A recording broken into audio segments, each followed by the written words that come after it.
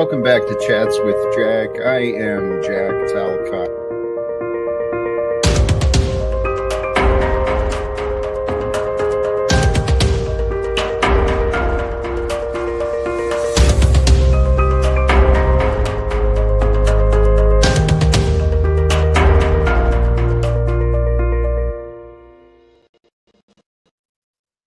And greetings, blessings, salutations, and love. Once again, welcome back to Chats with Jack. I am Jack Talcott at an early time and doing this vertical thing once again. Praise God, man. Praise God. The message I'm wanting to share today is hope and joy and delight of God, delight of our Lord. Allowing love to win, man. I am inspired by love, with love to share.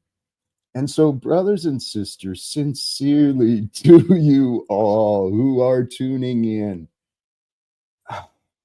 with humility and gratitude, deep appreciation, thank you for joining again. If I remember my numbers right, the majority of my viewers are return.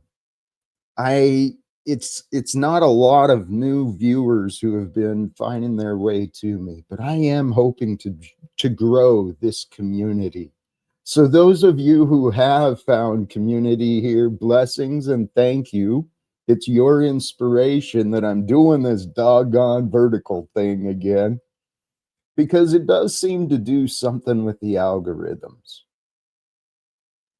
It does seem to attract a little bit more attention. So I'm going to try and remember more often to invite, if you haven't yet, please subscribe, because we're creating history together and I'm quite excited about it.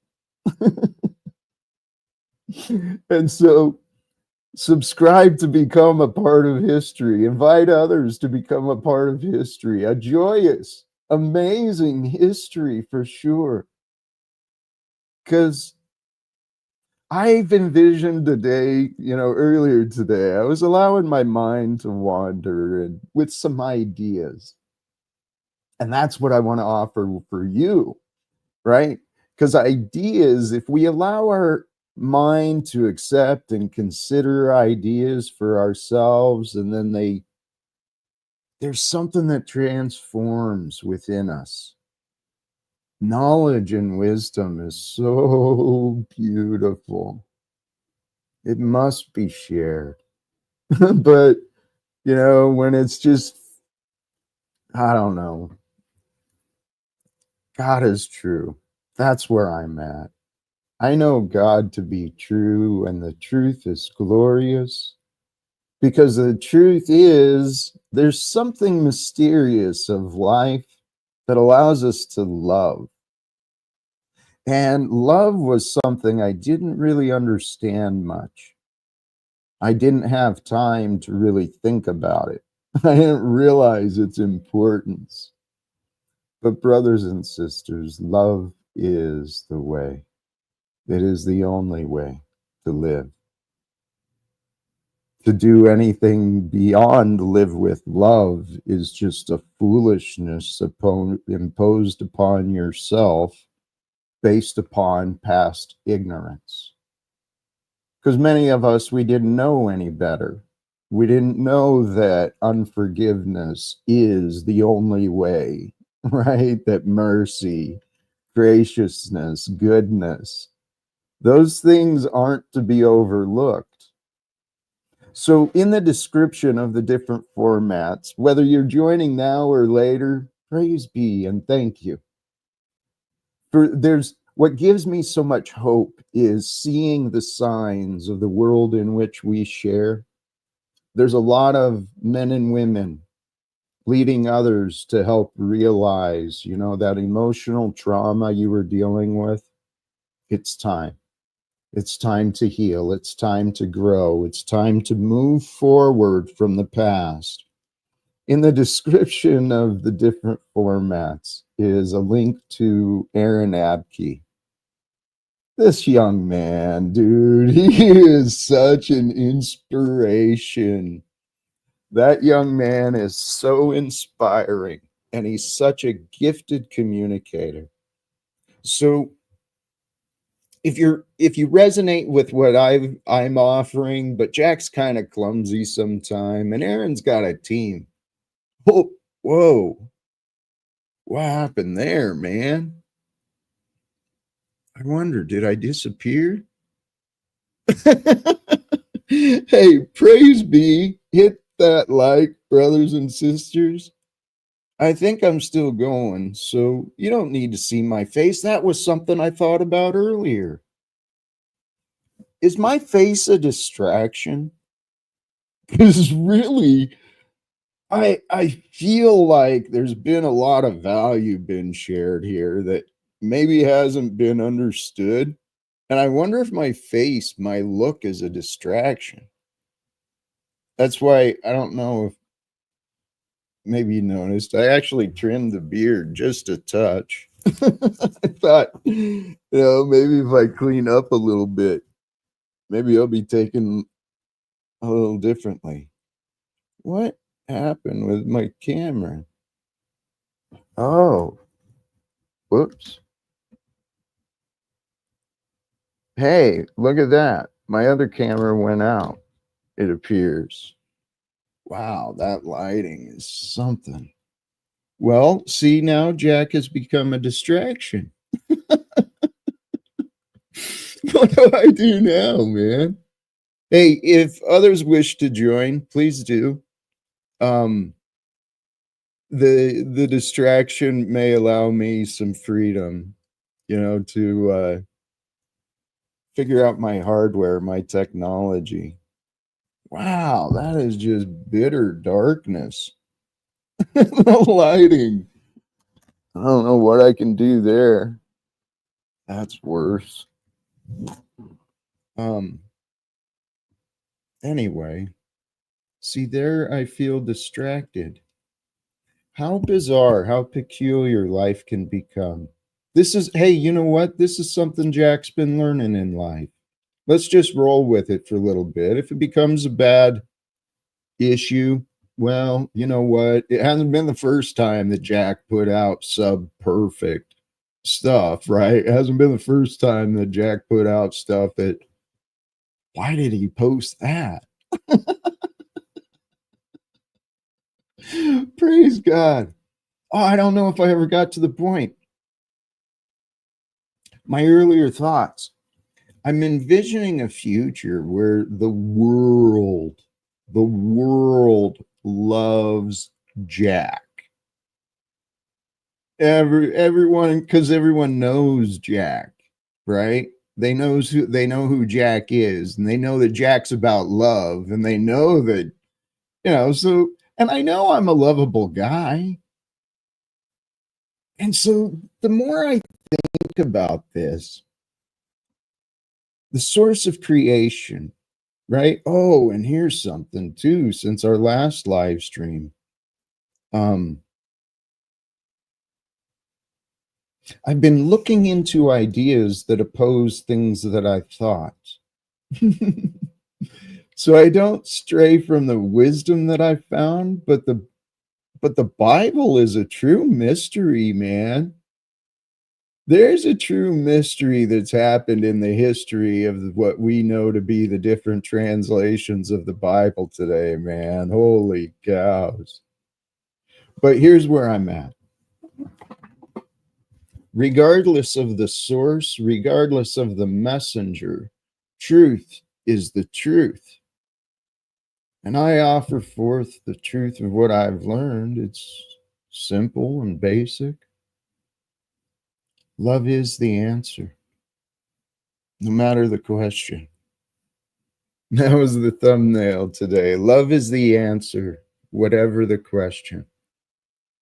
It may seem illogical. It does. You can find in your mind, and people will around you will give you every reason to stay angry, to stay bitter, to stay confused. It may seem illogical to forgive, to give when you don't feel like you should. It may seem illogical, but inspired by what Aaron Abke said, the video I mentioned, linked in the description. When, not if, when you feel moved within yourself to give, to be of service in a way of love, when that happens, do not hold yourself back. Don't deny others from receiving your goodness, the goodness that comes through you. It's available for you to do what you want. But if we're not paying attention to what's going on in our lives, we convince each other that we do know. And I was misled a lot in my life. Turns out, well, I don't know if I misled others. Others didn't intentionally mislead me either. But at some point in this shift of mankind that's happening, we're watching the deterioration of capitalism. It's being replaced by other nations, all these strategies. All these nations are in competition with each other. All the all the nations are in competition with each other. All the corporations are in competition with each other. What are the people doing? See, I believe that the world will find a way to love the group of people who lead this world to peace. And I want to be a part of those. I want to be a part of those who lead this world to peace and to reform, because I love the whole world. Some of them have been very challenging to love, and some of them have been kind of funny too. Ew, what up? Here's one who describes both. But welcome back, Banana. How are you today? Yeah, I'm all right. Good. Just chilling. Just got out of work, so I'm just, unwinding. Blessings to you. Yeah, I'm kind of looking at this. This is weird, isn't it? I'm not sure what to do with my visual. Um, it looks like my camera went out, but here, Ham Banana, now that you're here, I'm gonna kind of investigate my hardware. Okay. What is new with you? Here, today the idea, the thumbnail was love is the answer, whatever the question. What do you think or feel about that? Well, love. So love being the answer. I guess it kind of relates to what I was watching before, listening to while I was driving around. It was about how when Jesus was sacrificed, or not sacrificed, was it freaking what's the thing? Crucified. When he was crucified, people were confused because he went like he died, right? And then they didn't know, but he went to hell. So he went to hell, and apparently he spoke to people. He defeated sin and the devil, and then opened the gates of heaven and took some people with him that were I think like souls that had been stuck there before his crucifixion and everything. But I don't know, I was curious, like, is there, so in the regular Bible, is there like still a hell, or did the hell go away after that, like after the whole crucifixion? The honest answer that I can offer, it depends on what we want to believe. That's how perfect this realm is. We can believe whatever we want, and then we can find the evidence that proves ourselves right. We live in, things are not as they seem. So the question of, you know, after what happened with Jesus, did hell disappear? As I understood, in a way, yes, because from what I've learned and experienced, Jesus is the example for us all.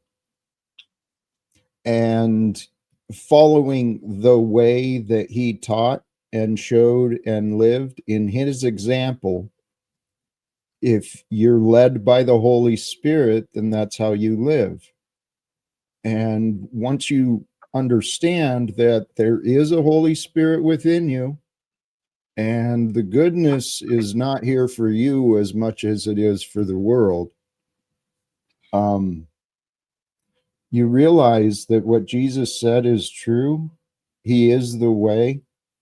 And once you start feeling the joy and peace of love that you become, you never want to walk away from it. So the idea of sin, the idea of evil, even the idea of wasting time, it doesn't happen. I mean, time is just something we made up, I think. As are we. We're all characters we made ourselves into thinking we are. Well, that's what I was thinking too earlier. It's like, it feels like if we're in, like, imagine you're playing like GTA 5 or whatever, you know, a video game where you run around. So in GTA 5, you run around an open world and you can basically do whatever you want. You can, you know, pretend to be a cop, pretend to be an ambulance driver, a taxi driver. You can go beat up a hooker and take her money or whatever, you know, like you can do pretty much anything you want in the game. And I wonder, like, you know, sometimes is that what this is? Where it's like, hey, you're alive, you just do whatever, try not to be sinful, because then, you know, if too many of us are sinful, then we all get wiped out. But that might just be a natural thing that happens too. There's a perfect order. And we are here. We can do whatever we want.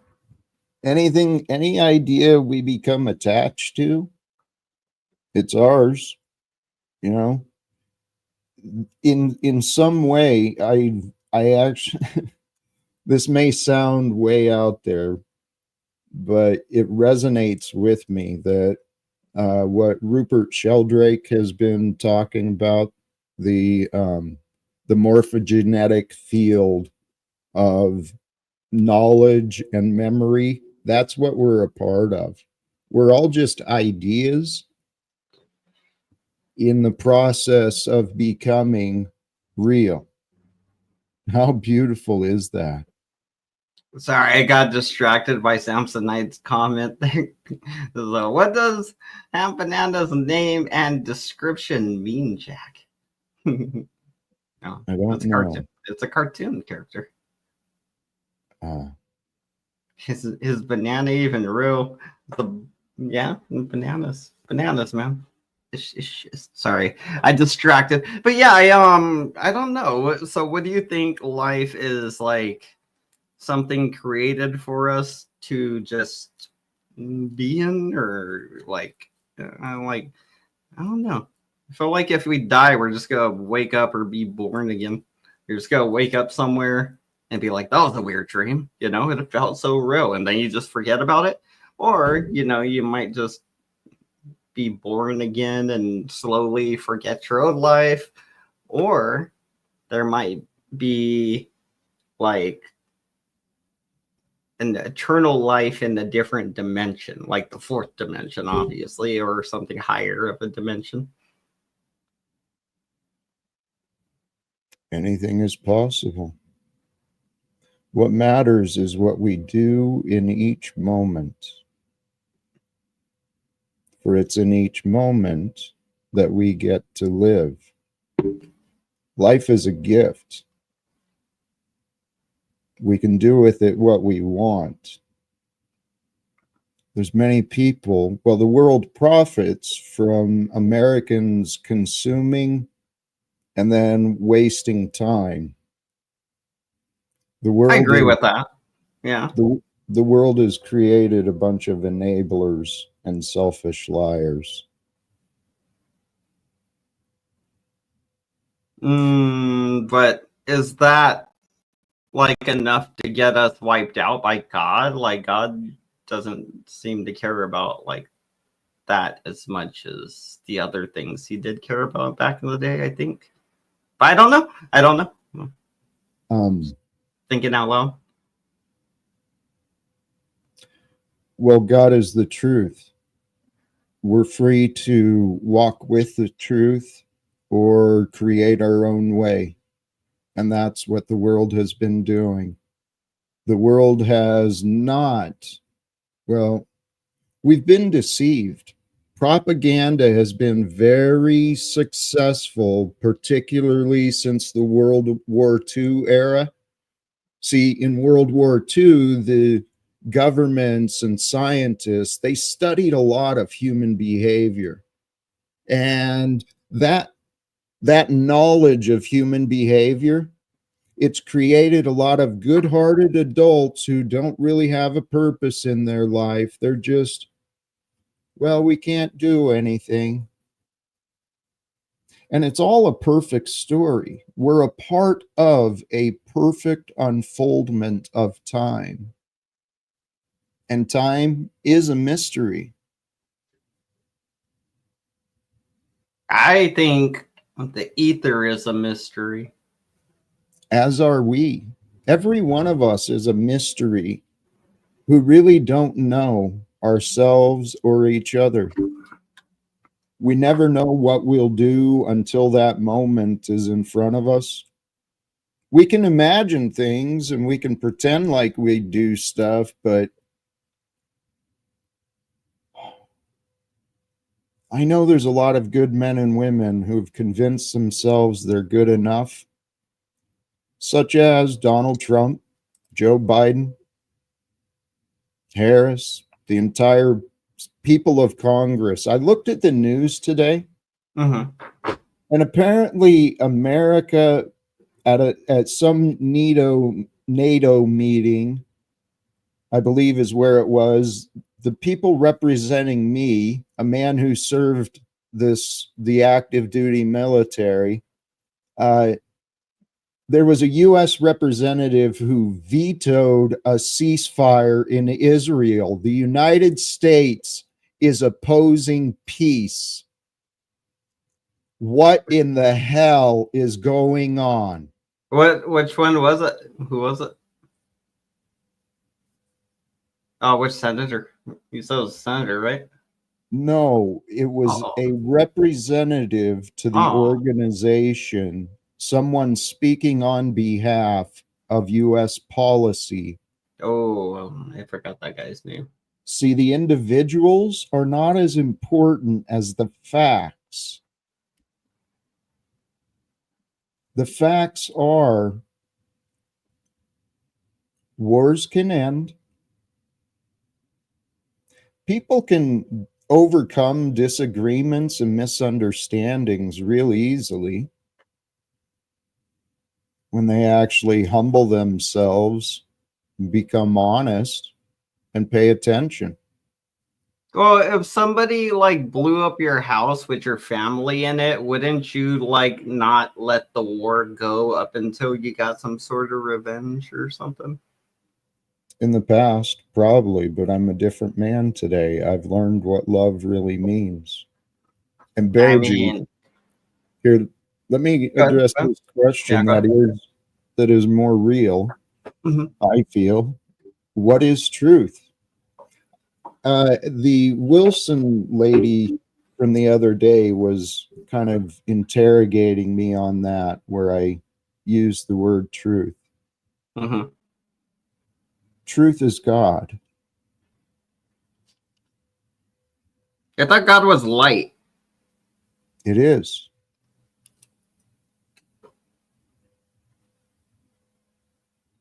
God is everything. I knew that was coming next. Like, I knew you were going to say God is everything. I'm like, all right.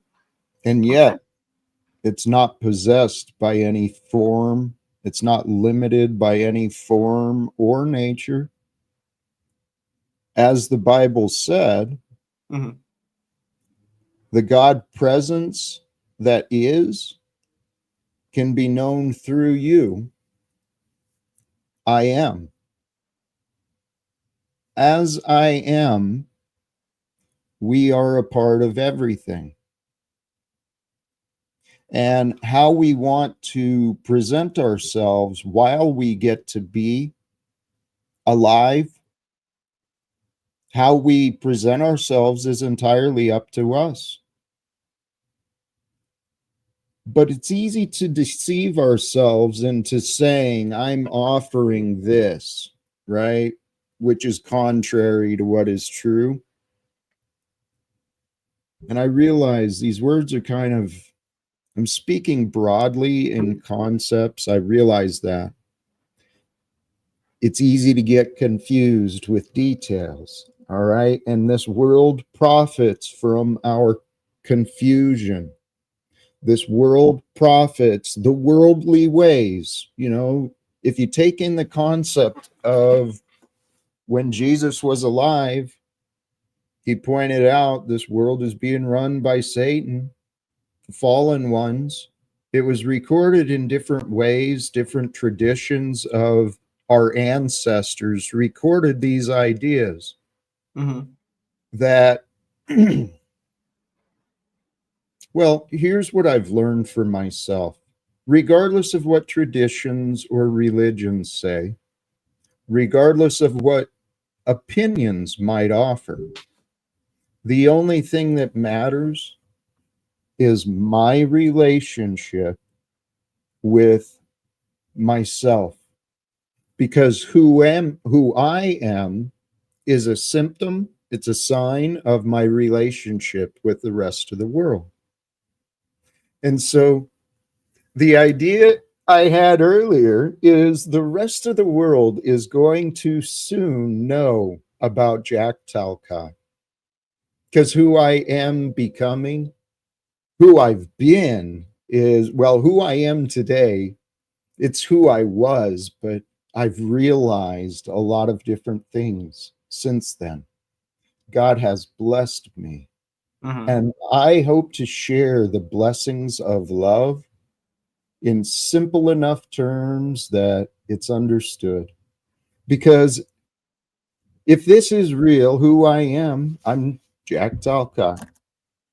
I'm no representative, right? I hold no position with the organization. There's no direct affiliation other than I'm a lifetime member of Veterans for Peace.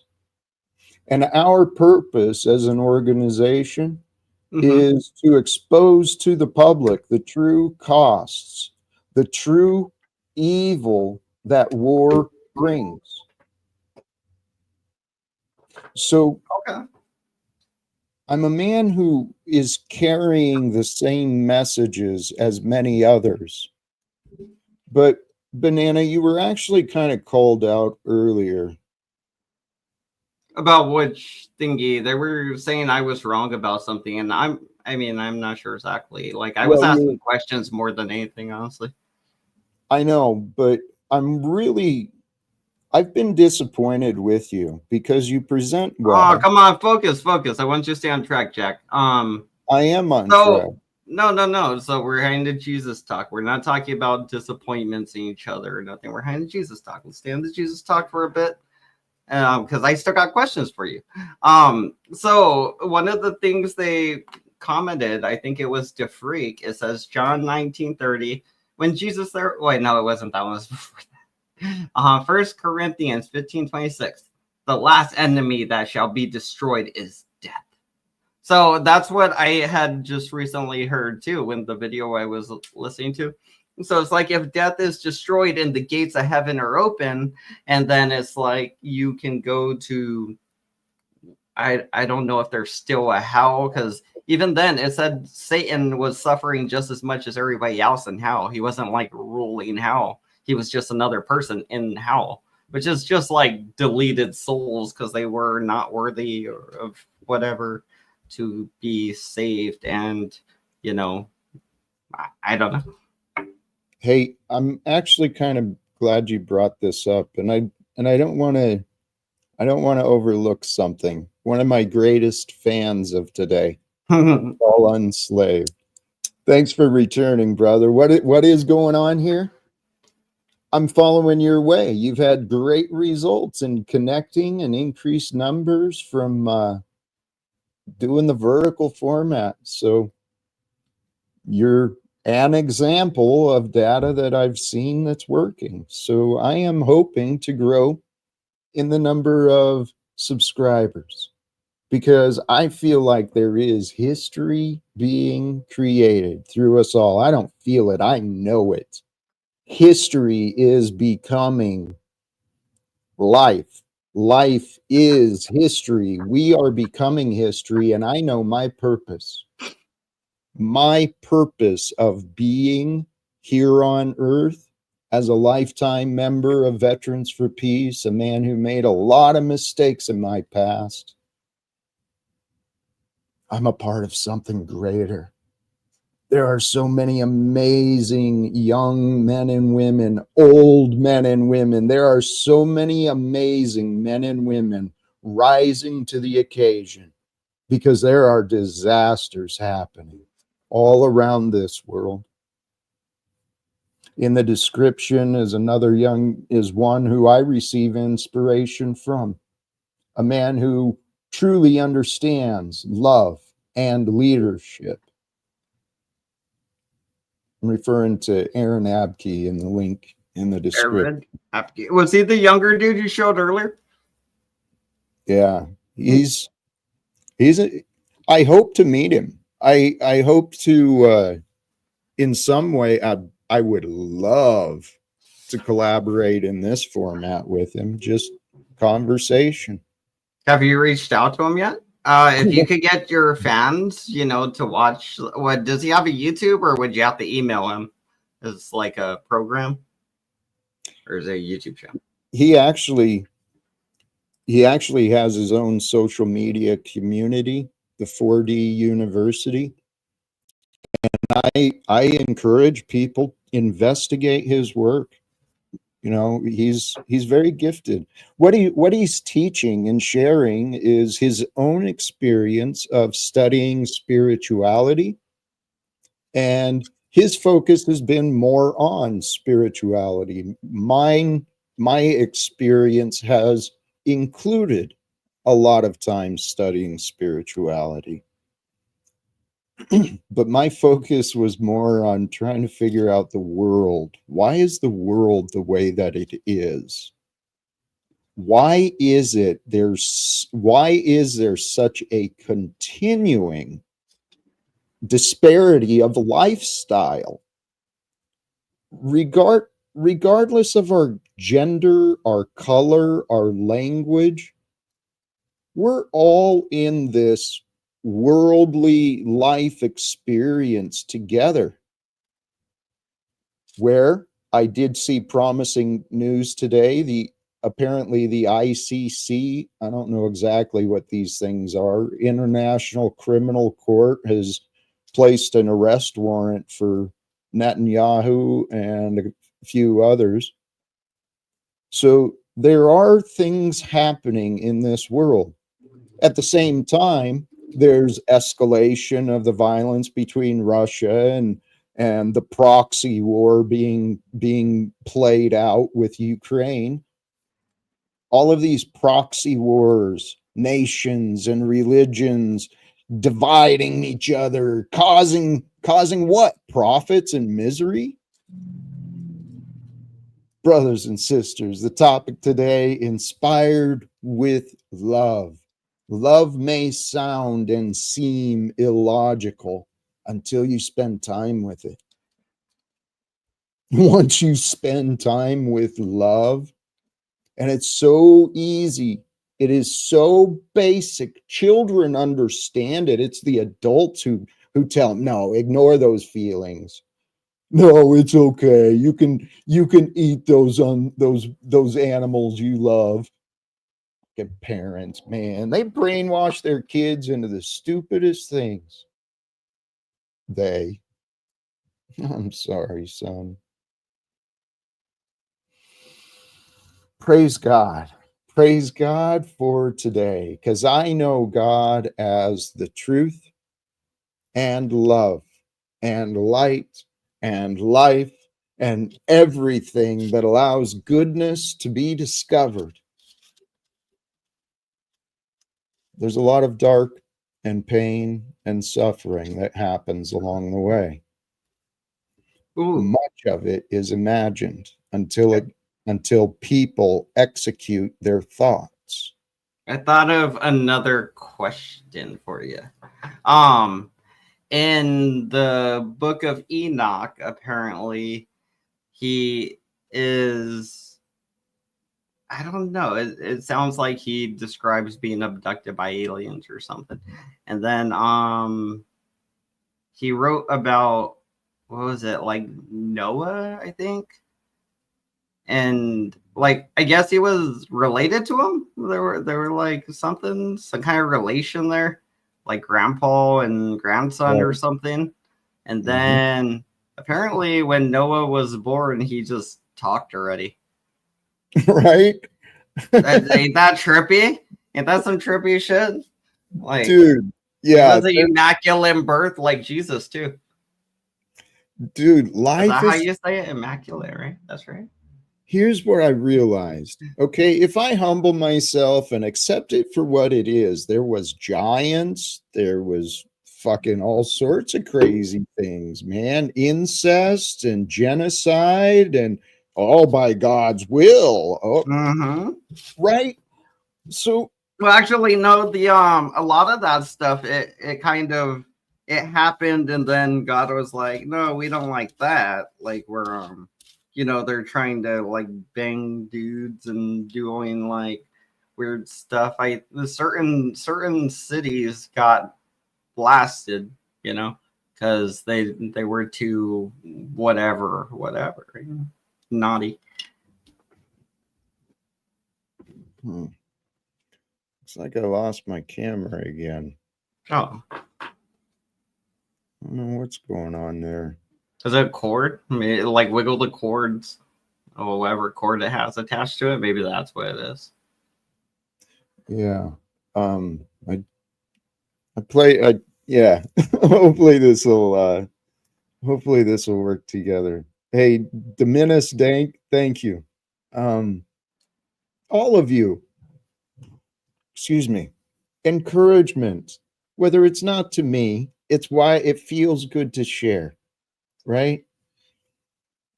I may be distracting from where we were, but returning to my earlier thoughts regarding what's found with the video from Aaron Abke is there's really two paths to growing in our emotional and spiritual intelligence.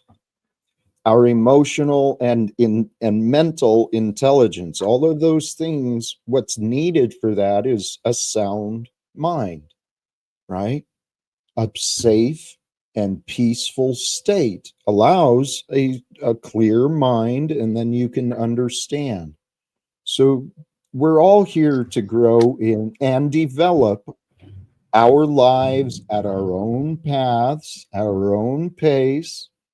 So the key is to learn how to grow in your comfort of being, so that your natural state of being is one with love and joy and um yeah, the fruits of the Holy Spirit.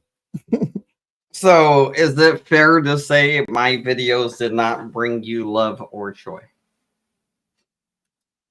I thought they were funny, honestly. I thought they were funny. Oh, look, we've right where we lost fucking right when I was like, oh, let's talk about the videos. He was like, I'm gone. So yeah, that's why I was thinking about like Jesus' time in hell, which I thought was interesting because I didn't know what he did there. I just knew he was down there or there for 3 days or whatever. But as I heard more of the story, it says, he goes down there, he's preaching, the word that they weren't given the opportunity to hear before he was there to preach it, I guess. Oh, hey, welcome back, Jack. Dude, my technology is being bizarre today. Thank you. Mm-hmm. I don't know what's going on. You know, I missed some of what you said, but Oh, I was just kind of repeating the stuff we talked about earlier, trying to keep the panel, flowing while you're working on it. thank you. Where I thought I heard you say something was about when Jesus or someone walked in the past, they weren't understood at that time. Maybe I misheard you. Well, the thing was Um, that, like, before Jesus' time, which is about 2,000 years ago, right? And before that, there was no Jesus. So it was like, he had to pop up, preach his stuff. And then the souls that were already in hell, he went and preached to them. And apparently some of them were like, yeah, let's do this. Let's go with this guy because this ain't working over here in hell. But they didn't, like, I guess they didn't have a chance to, or maybe, he already knew which ones he'd get, or out. I said he preached in there, so. Hey, Machete. I'm not sure. See, what I've learned is clear and obvious. Governments and religions have overcomplicated life.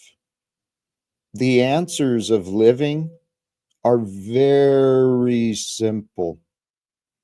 The expectations, what Jesus said is true. We want to unite ourselves with the Holy Spirit.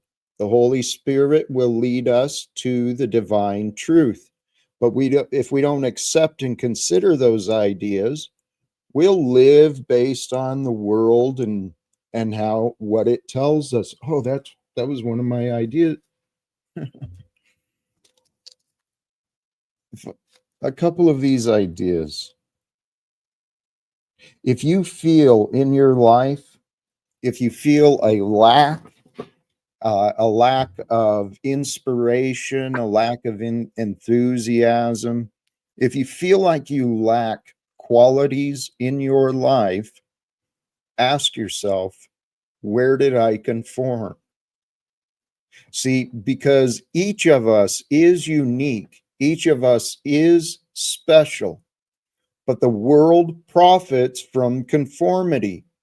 Because those who conform, they can be easily replaced. And if you want to be easily replaced, conform to the lower expectations of others. Conform to excuses and blame. Conform to enable poor behavior. The world is insane. So Anyone, go are ahead. you against working in general? Like, not you specifically, but people that work. Are they playing into the world's, rules, or the world's doing the world's bidding in your mind or opinion? Like, I'm curious. I'm just curious. I don't know. It would be based upon their intentions. Because, sure, there's always excuses to go along to get along. There's also always reasons to become greater. That's what I didn't realize. I thought I was doing okay.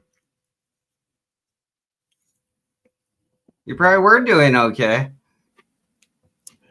Yeah, I was, but I was miserable because I had a poor relationship with love.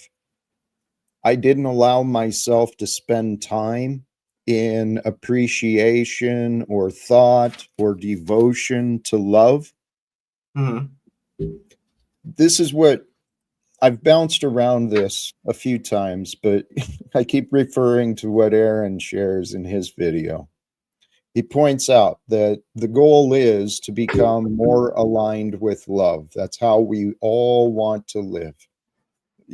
There's no excuse or reason to not live with love.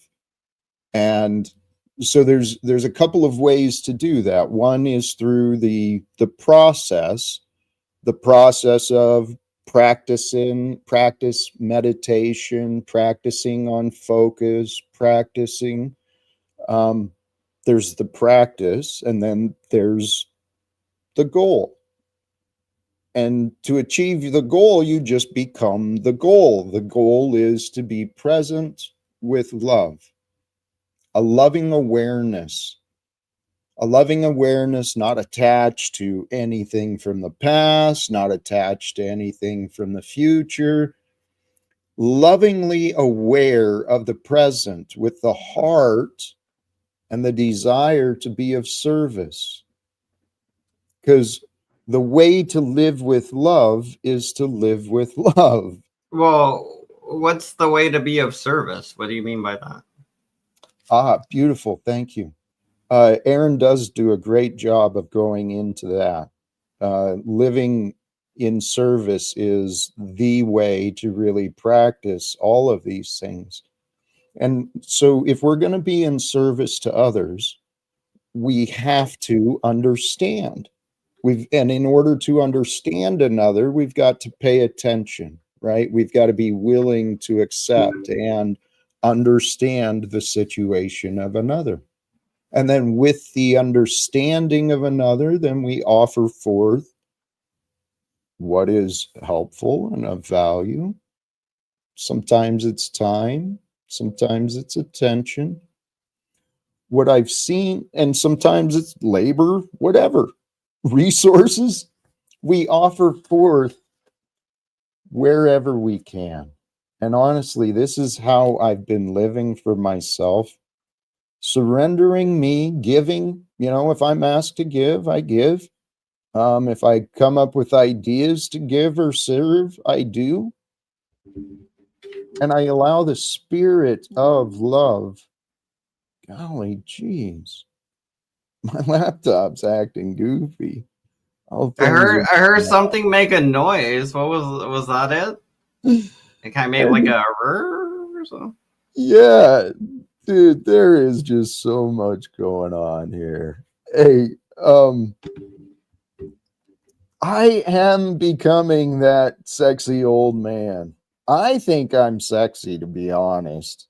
I kind of love who I am, but I've grown accustomed to myself. I overlook some of my rough edges.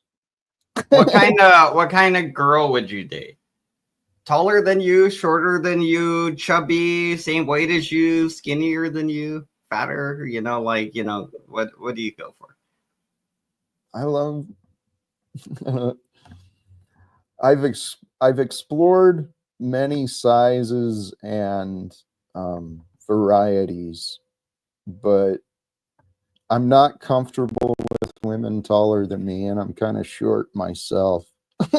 But uh, yeah, ideally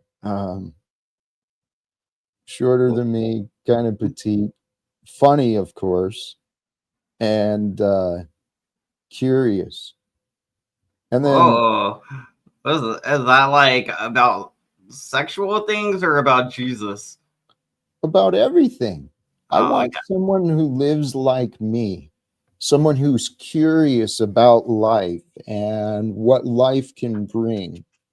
And I tell you what, love is in my future. I know this. It has to be because, well, it's the only logical conclusion. I've imagined what my life will be like when there is love around me again. the family and the friends and the social life. And holy cows, it's been years for a romantic life. The Oh, last, that comment's horrible. I'm cutting. I'm cutting. Oh, I'm cutting. no, man. Hey, here's the honest part of my testimony. Mm-hmm. I humbled myself to discover my strength, and I allowed love to transform me. I Oh, it was the sorry. love. Go ahead. I'm sorry. Wait. Go ahead. That which is has a question. Terry. Oh wait, no, wait. Who was it? Damn it. Terry, can you financially support Jack? And my thing isn't about that necessarily. It's like, would you care if she works or doesn't work? Do you care if she comes? Like, what if she doesn't work? Would you care? Whoever she is, she's got to be aligned with me and my purpose. I assume I've envisioned a partner. Um, she's in some sort of healing way of herself. Mm-hmm. And that way she can be the expert in her field, and I do what I do, and we work together and we help serve and help heal others. I'm excited for the future because in the past, I didn't know who I was. I didn't know what love really was. I've I've known loyalty for a long time, and well, the past life I've lived has opened my eyes to a lot of things. People who say they love you, the love. Oh, here's the message. Rather than point fingers or tell stories, the message, the conclusion is love is beyond words. Okay. Love is the energy. Love is the result. Love is the goal. Love is the way. If you can incorporate that into your mind, if you're only focusing on love and being love and sharing love, guess what? There's no time to waste on ideas of temptation. That's what Jesus was teaching. It's the way we Mm-hmm. want to live. When mankind changes and the world is changing, Mm-hmm. there's Paul, you crack me up, dude. You are such an ignoramus, Oh dude. shit! Damn. Damn. Well, he's What's jizzard? chosen. What does jizzard mean? What's that mean? I don't Uh, know. I've never heard that term used to describe somebody. oh, it's a play on the character's name, and then twisting it into the Jizzard Paul. like Keith? Yes, wizard. Full wizard. Oh, wizard. But Hmm. oh, okay, I get it. Cotton. Yeah, Paul. Here's the thing, dude. You claim so much about the truth and you claim so much about honor. You're so you're so confused, my friend. I thought we were having fun the other day. I joined your stream and I didn't even press into the rules. I complied. I took off any promotion. Well, I took off the promotion of me like Paulie wants. And I abided by your rules, played your games, and we had fun. Then I turn around and I hear you just wasting your time with a larger audience than mine, talking crap about me again. You're such a fool, Paulie boy. You have no clue on what's going on. And here's the thing. Well, Banana, I don't know if you understand either what's going on. About What? right in front of you with your participation. Oh What yeah, I yeah, am, yeah. Let's talk about the videos. This is a good time to talk about it, right? So my channel, this is something we do on my channel. We, meaning me and my multiple personalities. This is something we do over there. We will, if we see things out and we think it's going to be like a grievance or an issue or something in the drama community, we make it public to the people that like to watch the drama. There's videos of everybody, like everybody. But I mean, I did get pretty carried away with those effects, didn't I? I was going ham with the effects. yep. But did you not agree that you were rude to what's his name? That Tennessee whatever guy? I offer back what people share with me. I try not to be as rude and ignorant as others are. I wasn't, I've been polite with Chuck. Mm-hmm. I've also been blunt. You've I also been rude. and he's been utterly disrespectful and dishonest about me. Yeah. Okay, so since he has been constantly talking bad about me, Mm-hmm. how should I have treated him? What would I have done better? Turn the other cheek. Mm, just ignoring? I read that somewhere. You could just try to understand them, like you said, right? From a place of Mhm, love. Like when I mhm, try to do that, I realize the guy's probably like mentally like kind of disoriented or something. mhm. Um, Right. I didn't. I do understand that you keep explaining things to the guy and he's just not understanding. And not Mhm, just that, sometimes he doesn't agree with you, which he should be entitled to do. mm, But like there is a thing where he's just not understanding shit you say a bunch of times over and over to him. So I get how that could be frustrating, that part of it. yep. You're one of those as well. I know. You've really been allowing me to exercise my patience. Hmm. See, because I don't accept your opinion as an excuse for you to publicly mock me like you chose to do for entertainment. You've did it to me on your own live stream plenty of times. I've pointed out your behavior as not And helpful. that's what I did in my video. I pointed out your behavior with him and how Hey, it here's was. Banana. I've Yeah. sat here listening where you said a lot of words. Okay. I'll be quiet and let you talk for a bit. I'll just listen. Well, I'd really hope that you do understand. Hmm. What I'm pointing out, you are an example of the greater problem in the world. Okay? What I'm talking about is people wasting their time and the life they've been given trying to diminish or harm other people. Do you think I diminished or harmed you?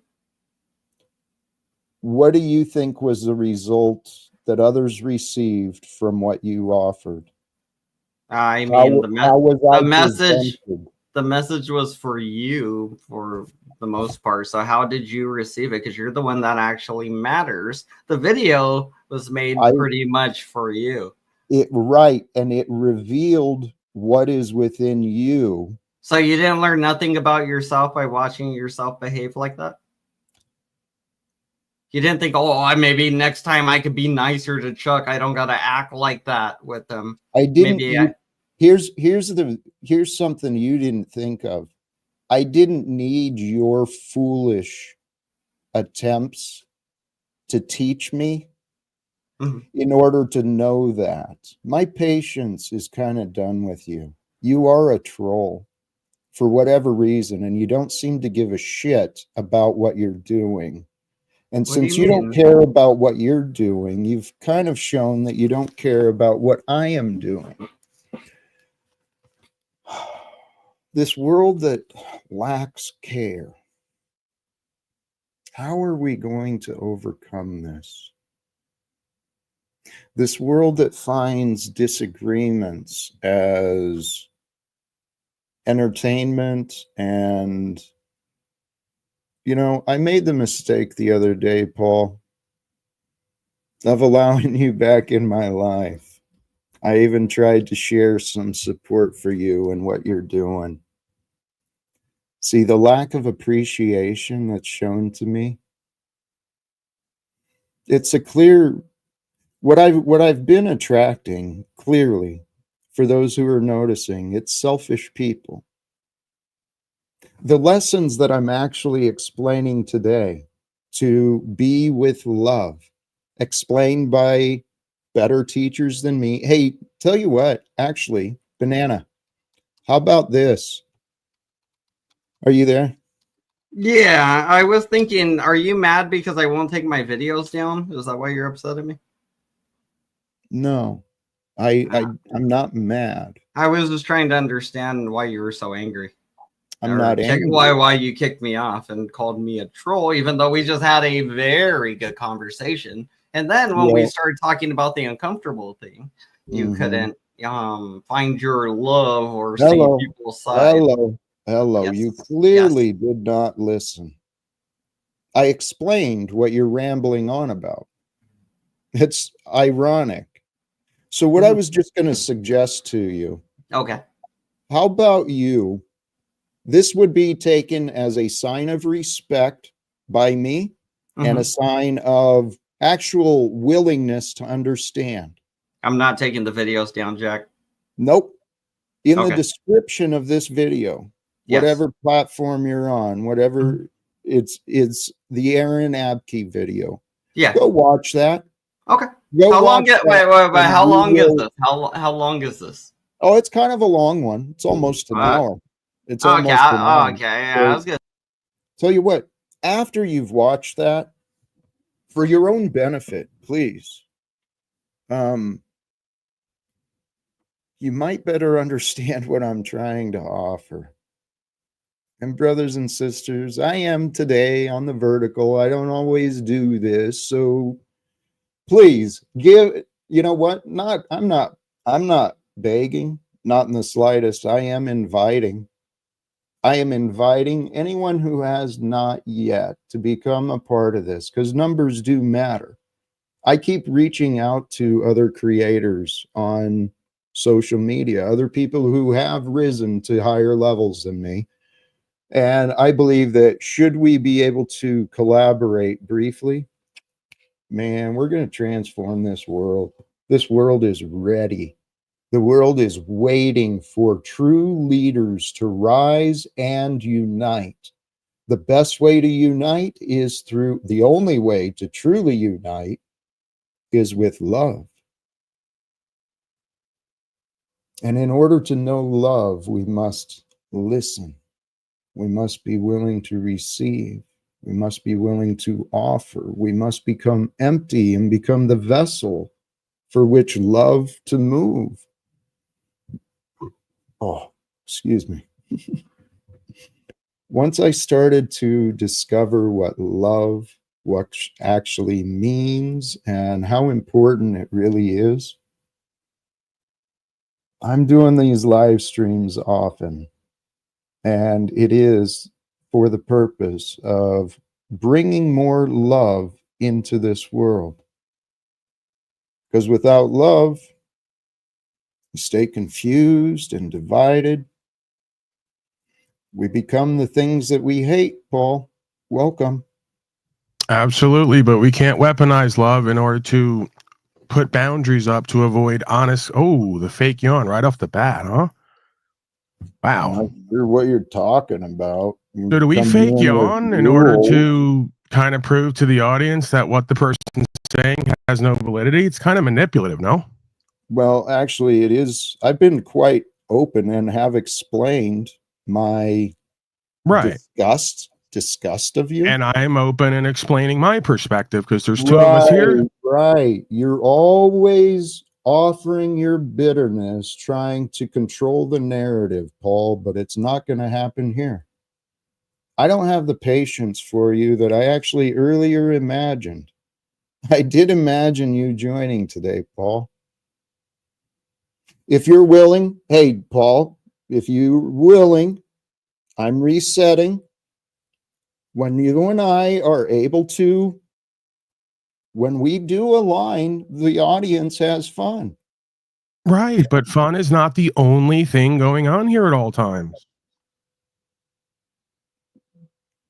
You can't pigeonhole to one idea in order to keep the rest of reality away from you. That's what disconnects you from others in the conversation. Oh my God, dude, you're just running away with these false narratives. You're pushing me away. You're not allowing me to be me and describe my perspective without getting bitter and trying to control the narrative as you just described about me. Paul, why do you feel it's so important for me to just accept your bitterness? Why is it so important for me and everyone else here to accept your bitterness? Masquerading as love, by the way, which is really manipulative.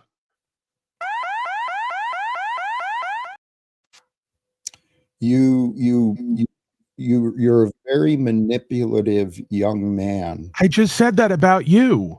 I know you love. You're now deflecting and obfuscating and projecting. Paul, you're creating arguments for what? Jack, what's going on right here is exactly why no one wants to deal with you long term.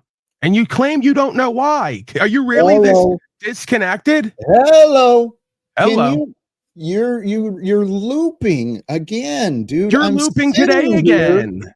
What am I doing wrong specifically? You're not working, you're not paying your bills, you're not finding a way to upkeep your life and lifestyle. You're coming on here in some deluded sense of love that no one else around you is feeling or receiving unless they're in an equal delusion. So it's not about doing wrong. It's about you're not doing what you need to be doing for yourself to get the results you ask for. Listen, dude, you really here. I don't know where to begin. What woman or child is going to want to? I don't know where to begin. Doesn't mean that Paul takes over and continues the false narrative. Okay, you've already presented so many conclusions and you do not listen to yourself. The same. If you listen to yourself, Paul, like I have been asking and recommending you do, I mean, maybe we could go back and play it back. This little emotional bitch energy coming through, dude. Chill the fuck out. I'm pretty sure that's you.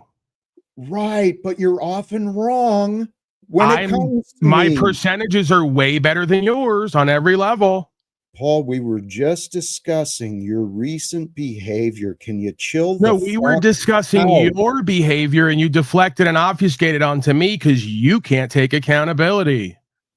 What the fuck are you doing? Holy crap. Let's pretend we don't know what's happening right now. Wow, that was so childish and effective. This doesn't work for you anywhere in your life. I don't know why you continue it. It's not like this game and this rap and this delusion work. Hello. You've already been notified that your narrative was wrong. You've shown no openness to discuss. Paul, you are not honorable. You are a defamer. You have literally sent people to disrespect me. You have actively campaigned and promoted my failure. You are in denial, brother. You know what, Paul? When you learn to behave better than a child, you'll be respectful. Holy cows. Holy cows. And hold on here. I'm considering what you're saying, and I believe that you are inaccurate. See, what I don't accept is false narratives. I will not enable liars. But obviously, in the past, I have. I have promoted that young man. Proper instruction motivates people. I've promoted that young man and what he's been doing. How dare I? And because of his foolish influence, people follow his way. Jack, you just kicked me out. Out of love? Right. Out of love kick? Right. You won't control yourself. I won't be controlled by you. You won't cooperate with what is happening. I'm co-creating if you can align with reality. No, you're not. You're disrupting. Is there anyone who doesn't get that Hello, condition? Hello. That label? Nice deflection. Nice I'm asking deflection. to prove the reality one way or the other. Is there anyone in your life who doesn't not cooperate with you and annoy you? Anyone? You are, look at you. Golly geez, you are in absolute denial.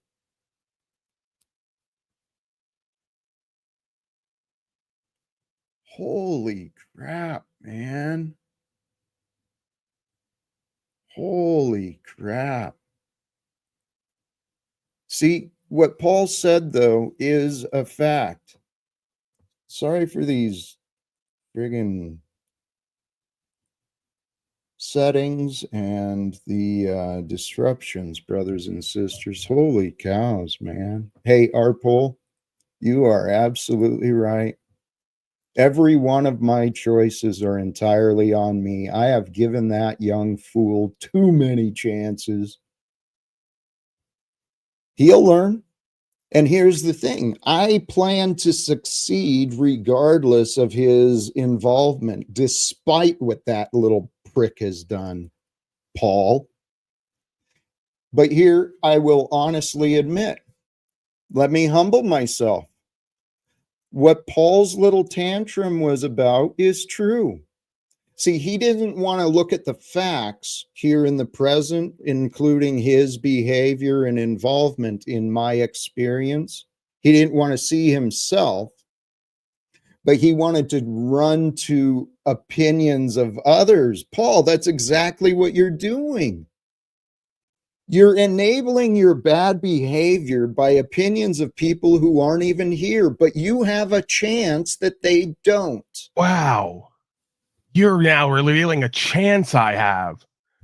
You just completely flipped the power dynamic in the room and now made yourself in charge of my destiny and the opportunity I have. Wow, please reveal to me and everyone else here what that chance and opportunity is. To cooperate with you in your delusion. That's the chance I and everyone else who comes here has. Wow. How's that worked out for you so far? Is that such a bad thing? You seem mocking. I do. Just yesterday, I cooperated with you and humored you in your delusion and lack of results. And today I'm pointing out the obvious other side of the coin. We can't deny the duality and polarity that is this experience. Are we just because it makes you feel better? We can't do that. Are we able to get back to the conversation we were having? I didn't see a conversation. I saw me attempting to express it. Paul, you're in denial. That's you. I know you like to think that. I know you like to think that. Parroting me is accomplishing what? I'm not parroting. I'm pointing out the reflective holographic nature of this experience. And you're denying any receiving of what I'm saying. No, I'm not. Okay. So then I'll continue as though you are. Great. So here's the chance, the opportunity that I am pointing out. Partially what you said. You have the opportunity that my son does not. My old union brothers, my old friends. I've got friends that are almost as old as you, man. They forgot what we had. So You have the opportunity to break this. Help me. Help me. There you go. Help me communicate better so that we can get past your standards of me. No, we have standards for life that are given to us by life. I have attempted to help you see and communicate better. So have many others. And every time we attempt to, you deflect and obfuscate and project and act out on us. I have reacted to how people have tried helping me in the past. Right. I won't deny that. I have grown and improved. Okay. So I'm have not you. denying that. I'm not making an assessment or a judgment on it. I'm just saying every time we come here every day, life has the same life terms it's going to meet us with. So when I call here, that out, let's not act shocked. Paul, Let's not act like Paul, I'm in delusion. Paul, let me bring up an example of someone who's just like you. Okay. Okay. A man, Sean Coleman. He's a man who he and I were best friends for over 30 years. These any pictures of me and Dominic out on the boat, it was Sean's boat, right? It was, the guy's a fucking amazing man. But guess what? When I lost my job, CPA Coleman saw a worthless man who had nothing to offer his son or anyone else. So I was judged based on the misunderstandings from work. Did he say that, or did you say that Yes. about what he did and said? Yes. He said to you that you're a worthless man and all the rest of the characterizations you just put forth? Worse. You don't know what I've experienced, Paul. I'm not sure how that relates to me, and it's kind of, to me, an obfuscation and deflection. I'm here, you're here, we have our experience. Right. Why do we have to go to some guy? Let me swing talk it back. About our experience and the truth. The reason I'm going to some guy is you have been using the opinions of others. Other people couldn't understand you. Other people couldn't agree with you. My best friend, Sean, threw me away because I don't have a fucking job like everyone else.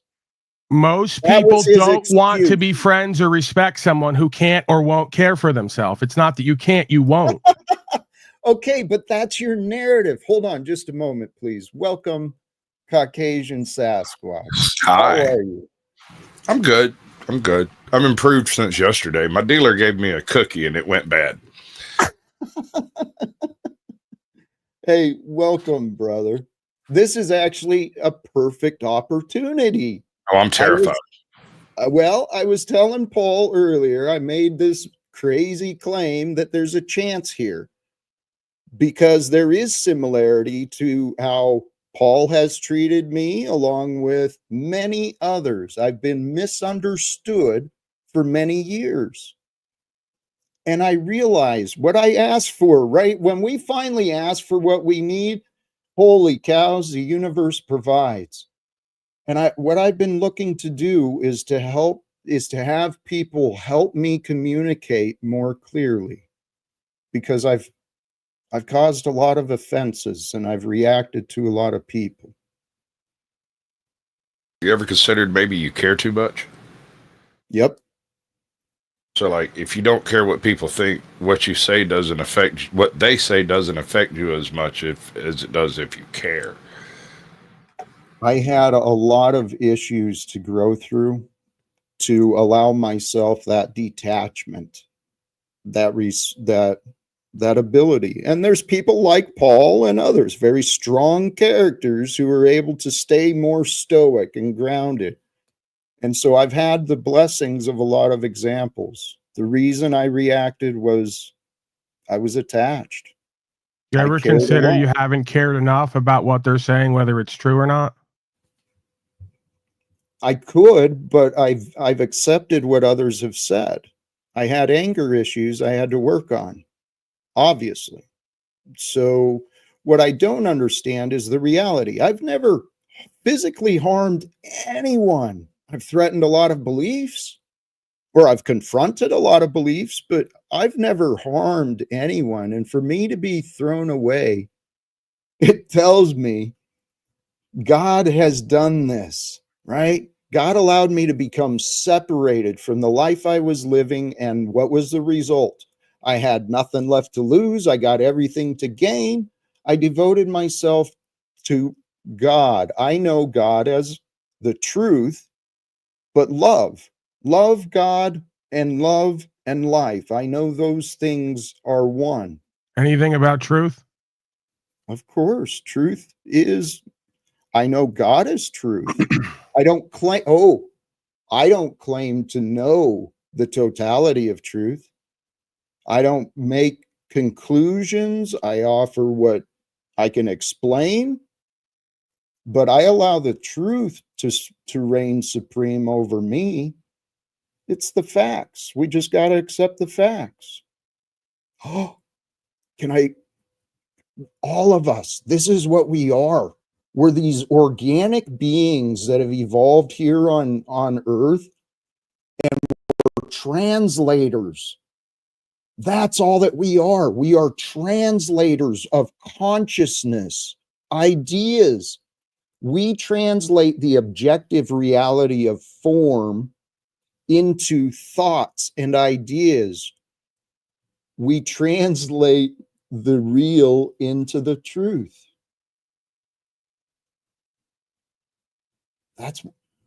We're here to I believe. You're so in your own mind and imagination. You're refusing to live locally on the ground and meet life on life's terms because you're too busy coping in an ethereal, metaphysical realm where you're pretending to have eureka moments like you just did. There's nothing you just said that we haven't gone over, or you haven't seen or heard before. You must not have a good memory. So what? Your narrative of how I live my days was inaccurate. It's not from Again, a lack it's one big personality game you're playing with yourself and everyone who's witnessing with you. And the quicker you just let it go and drop it is the quicker you're going to get everything you want and need. Well, here's the thing. What I have not yet found, and this is where, Paul, you have the opportunity. You've played this role. I've been very honest about the similarities in my experience between you, Margot, Snafu, all of these other characters. Every single person who's interacted with you long term. Yes, pretty much. It's been bizarre. I don't know why I haven't been accepted. I know why. Please. You don't remember us having this conversation either over and over again? That might be the issue here. You might have a really bad memory. And if you got some supplements or whatever and increase that long-term memory, you would remember all these things and all these interactions and how they turned out and why. And you would adjust yourself accordingly to get a different outcome one of these points. So it's not you in this moment. It's my memory. That's the problem. I've watched you and myself and others go through the same loops over and over again for the same reasons and have nothing change on how it's approached or perceived, leading to the same results you don't like. I'm okay with the results. Hello. No, you're in denial. Okay, you're telling me what I believe and what my experience is. More narcissistic projection. I'm telling you what I am experiencing, and if others are willing, welcome El Perro. You might be he'll be discredited. El Perro is the person who for 2 years agreed with me on everything, who then switched his perspective. I know, because you become unbearable. You're not looking at your behavior honestly, Paul. What I want to know is, at the end of the day, when I'm held accountable, who's going to be there holding me accountable? Paul? More games. More games. That's what why do we have to choose who's there holding higher power and objective reality? And the objective reality is everybody believes in a God for the most part. I don't have a problem with it, Perro. I'll judge you. It's fine. I don't have any problem with your judgment. It's when we're held accountable. Who is going to hold me accountable? Well, here's the deal. What I've learned, nobody holds us accountable. We got to become accountable to the truth for ourselves. And if we're not here for others, we're confused. The only reason we are is to be of service to the rest of the world. Now, what we include in the rest of the world, what we include ourselves with, well, that's where the logic and the ways of the world, it'll tell you to think small. It'll tell you to think only about yourself as though you're some sort of God or judge of everybody else. It'll confuse you. Are you projecting that onto me? I'm describing you. Everyone here is claimed to be in alignment with God. Why is it when I do it, I'm the bad, evil, wrong, narcissist, egotist, when I have some level of results on all levels? Did you want to answer, Sas? Anyone else want to answer for the bullshit we're projecting and rejecting? I want to answer. I want to answer, but I wanted to be polite. I'm agnostic. Since when? Well, Paul, the reason that you're brought up is your behavior. You claim to be aligned with God, yet you are so bitter. When you first met me, insulting. When you first met me, you had nothing but great things to say about me. Same for this clown next to me. I know. I overlooked a lot, Paul. And that's what's been happening for you a lot. People have been enabling you. You want to blame everyone else, and you you know what? I'll promote him.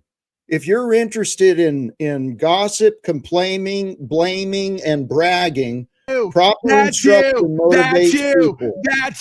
That's you.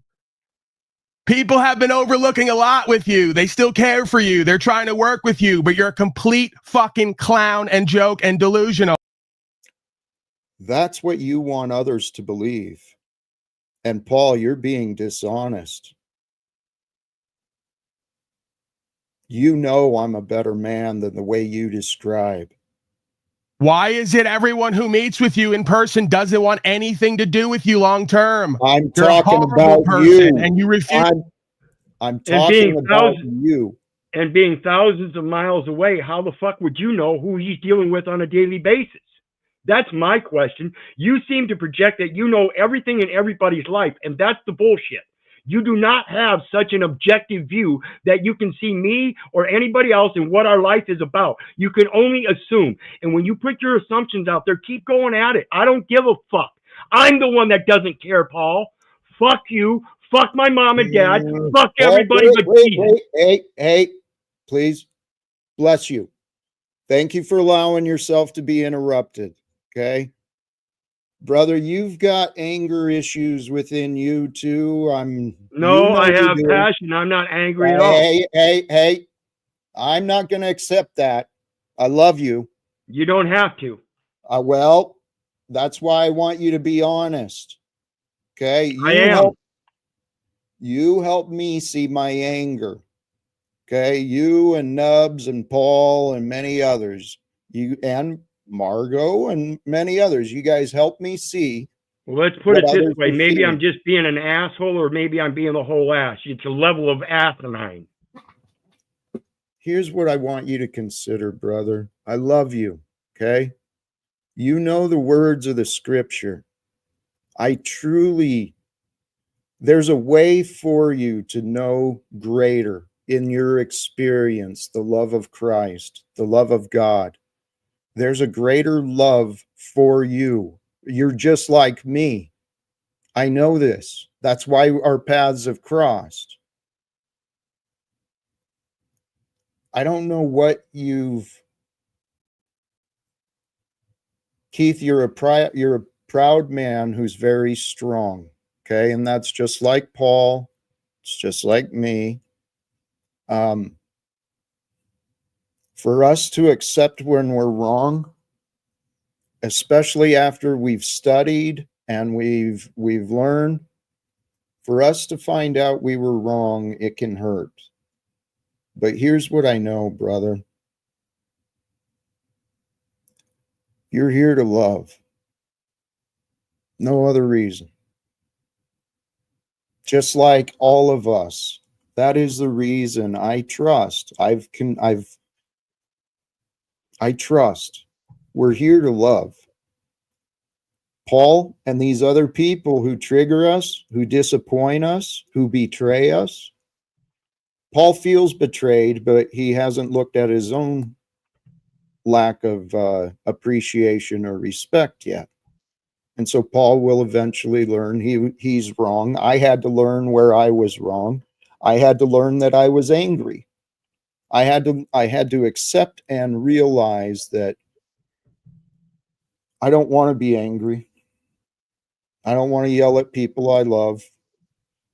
I don't want to be the reason that other people avoid me.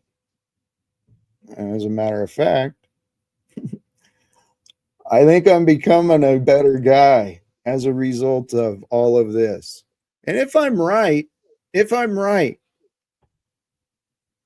we are creating history today, every day. And it makes sense to me that we are. So if we're a part of history, how big, how great could we become if we become the movement, the embodiment of love here on earth at this time? It's got to attract a few people. It's got to be an easier sell. And it doesn't have to be about me. Does it make any sense? If everyone here has issues attracting people, places, and things and success alone, how are they going to do it with others? It makes no sense. Paul, your narratives are not always right. Would you like to go down the list for Gizzard and yourself and compare how many places you're exactly the fucking same? Hello. Life is not. You think you're different. You think you're somehow better. Paul, you have become that which you hate. If you hate me, why don't you try and figure out how to become more like me? You'll get over your fucking bitterness. I'm Caucasian. How long you know me, brother? About 8 years? 7, I think. 6. Am I better today than I was 7 years ago? I only know you as a character on the screen, but yeah, I'd say you're a little more rational. I mean, definitely since the heckle bus days, man. I mean, he used to come in straight hot off the top heckle bus. He'd just start screaming. He'd be like, live stream and go. That was that 1.5 year Zoom shit. Dude, that was wild. So the thing is that the more people I've met on this metaverse, it's just like out in real life. You have to get to know people. On this metaverse, it's a different thing. When you get to know people, it's not knowing them the same way as in real life. In getting to know people on this metaverse, I realized I had to learn myself, because that's where I was fucking up. That's why I wasn't able to make the acquaintances on this metaverse, because of my attitude and shit. And that's not something that's going to change overnight, and it's shown that it's not changed overnight. It's not ever going to be perfected, I don't think, but I will constantly work on it. That's for me. That's my accountability, and that's the best I could do, folks. We can all do better, particularly once we start allowing ourselves to learn, allowing ourselves to become better. Because El Perro, what may seem difficult can often be simple, particularly if we've got the right goal, we got a clear vision of what we're accomplishing. I want to bring us back to the present, though. Okay? Paul is still in the back. The quote-unquote honorable judge unslaved. I was actually thinking about him recently, because long ago I'd offered Paul the opportunity for he and I to collaborate, to really execute the proper instruction, motivates people, because he talks the talk. He says a lot of the right words. He knows the right things, but he lacks the embodiment of an honest man. He presents as a character online who he thinks he's got no consequences for what he's done. But back to the point, proper instruction motivates people. What is proper? How is the proper way to offer forth instructions with other people? If Paul can cooperate with a conversation. Once again, we're appealing to the tonality rather than the information and the facts and the truth. What are the facts? the way that information, truth, and facts is offered is based on what is believed to be necessary and proper by the projector, if you will, the presenter. So again, why we're ignoring the facts and the virtuousness of the truth and cause and effect for the way it's delivered is, to me, disingenuous. It's obfuscating. It's deflecting. Kind of like when Keith just went to someone he's known on the internet for 7 years to describe how he's gotten better than how he was. So he's less of a loser failure, but still not on a path of success and co-creation. Okay, Paul, can we discuss some of your conclusions? If you're in the race, then you're still in the race, right? And you're the one that agrees that nobody, that we aren't actually equal. Yet you're the one standing here trying to hold everybody accountable to your standard.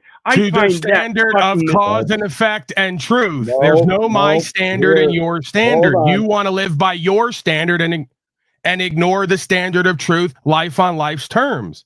Paul, that's our problem here. You all think there's a your truth and my truth. There's not. Right now, you are my problem. No, so the fact that you can't. Hello. The fact that I can't finish a statement shows your lack of self-control. Sasquatch? Yeah, I only have really one thing to agree with Paul on. There is no your truth, my truth, and some other truth. There's truth, and then there's everything else people talk about. Right. Okay. Thank you, Mr. And what Paul is not accepting is denial. The truth exists. Even though Paul won't accept the truth or look for a truth different than what his conclusion is, he's in denial. I'm not throwing shade on someone else's beliefs. They're perfectly welcome to believe and act on those beliefs as they see fit. But if you drop a rock, it falls. Okay, but here, Caucasian, where I'm trying to get at is Paul's behavior. In the conversation, I was trying to get his permission to have a conversation, right? Because I'm tired of him taking over and wanting to be the judge, the jury, the executioner of everything. He's out of his mind.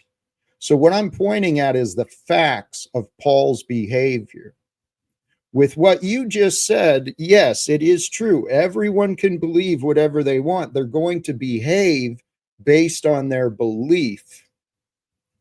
And what I've observed is the world is corrupted because of enablers. I don't want to enable Paul's bitterness, and I don't want to enable his patterns of argument when I know that we can find a resolve through conversation. Why do we have to agree? Why do we have to agree? Because your behavior has been You don't like it. You're not getting what you want.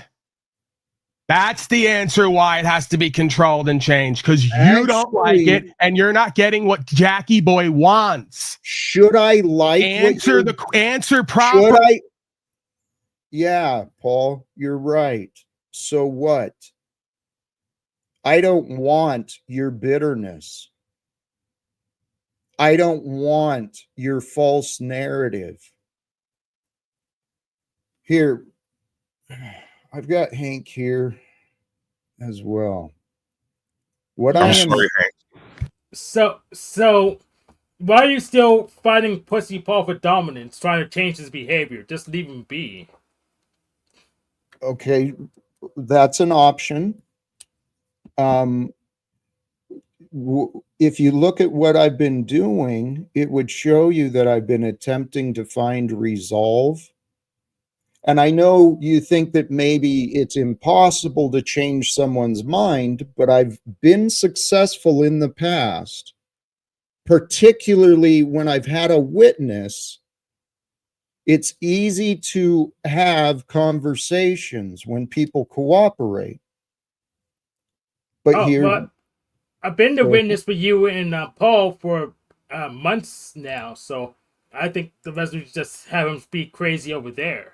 Well, I know it didn't succeed in the past, but what I saw is you joined in trying to prove him wrong, or trying to prove me wrong. But regardless, just because we don't succeed at something in the past doesn't mean we can't do it again. And no offense, El Perro, I put you in the back because I know you and Paul will just go at each other, okay?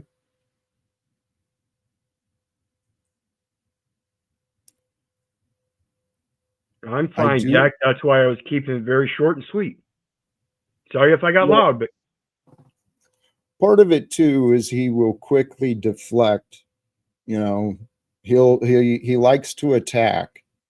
But what I am attempting to do, if you guys are, please be willing, I'm trying to have an adult conversation with another adult, Paul Unslaved, right now. Because if I can successfully change the mind of one person, well, then I think I will gain more credibility. And Paul, if you engage in an egocentric dynamic to change a person and ignore the truth that's being spoken, you're going to gain more credibility. Fascinating conclusion, Mr. Life Coach Guru. You're amazing at what you do. You don't care about the accuracy of your narratives. You just flap your gums. Take another hit, Keith. Cope it out. Paul. Here's an idea. Let's try changing Caucasian Sasquatch's mind instead. Let's work on him. Let's try changing Jack's mind so he can change his life and results, and he can stop bitching and complaining and pretending to be in non-loving relationships and be happy. Paul, you're clearly not listening to me. How do you come to I'm listening to you. How do you come to such opposite conclusions of what I say? You're gaslighting. Does anyone here? Okay, right now, Paul claims that I come online and I only complain and blame and I'm miserable. Is that accurate? You know, Jack, I've heard a lot of your streams, and I would have to agree with that in a sense. But I also have to make a statement that I've heard you say a lot of things that were very positive, kind of unique even, and very motivating, I think. I think if there was a little tweak to you, you would have a great motivational program. You have this seeking of God that I don't see in many other people. Constantly. Okay. Thank you. Please be patient for just a moment. Holy cows. Am I happy, Jack? Clearly there has been some misunderstandings about my state of being. How? I do not understand. So let me be as clear and precise as I possibly can about what it's like to be Jack Talcott in this present day. Brothers and sisters. There went the camera again. I truly don't know here. Oh, I got distracted. Let me try this again. To be very clear about the state of being, the topic of today. I started earlier than I normally do. I mean, considerably early. I'm doing the vertical stream today. I started this stream saying that the future I envision, the world is filled with love, that I am a part of that you are a part of that we are a part of bringing more love into this world in real form, beyond the words, but through the deeds, through the actions, through the kindness, the joy. We allow the Holy Spirit to lead us all. So, are you happy, Jack? I've said this so many times. I can explain how I've achieved this to anyone who wants to try and experience it themselves. But my body, here and now, there's a pulsation of physical pleasure. It's like a tingling. It's just It's a vibration that just flows. When I close my eyes, I can feel nirvana and bliss in this present moment. I didn't know living life could feel good. I had overlooked all the great ways that life feels good through appreciation, through hope, through imagination, through love. Love brings a wholeness into our being.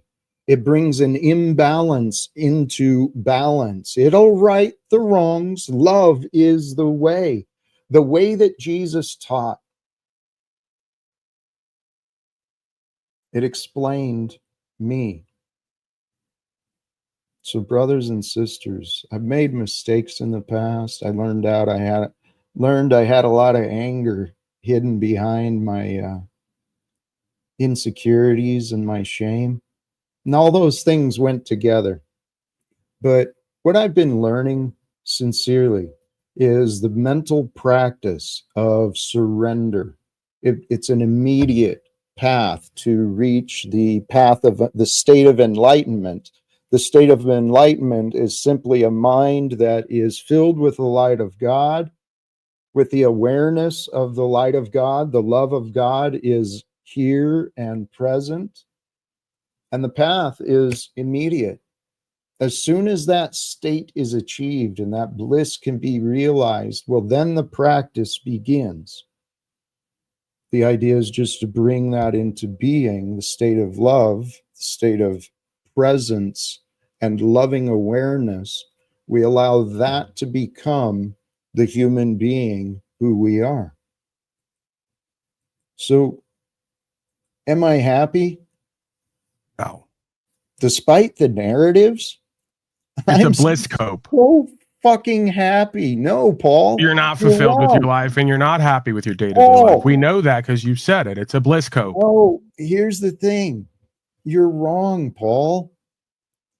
You're literally describing you. You claim that you're so successful, that you're so achieving so much and living so righteously, yet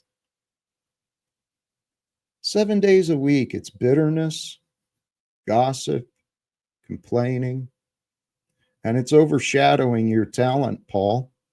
So, I'm going to be very serious with you, Jack. Was this your best attempt to win Paul over? Does that matter?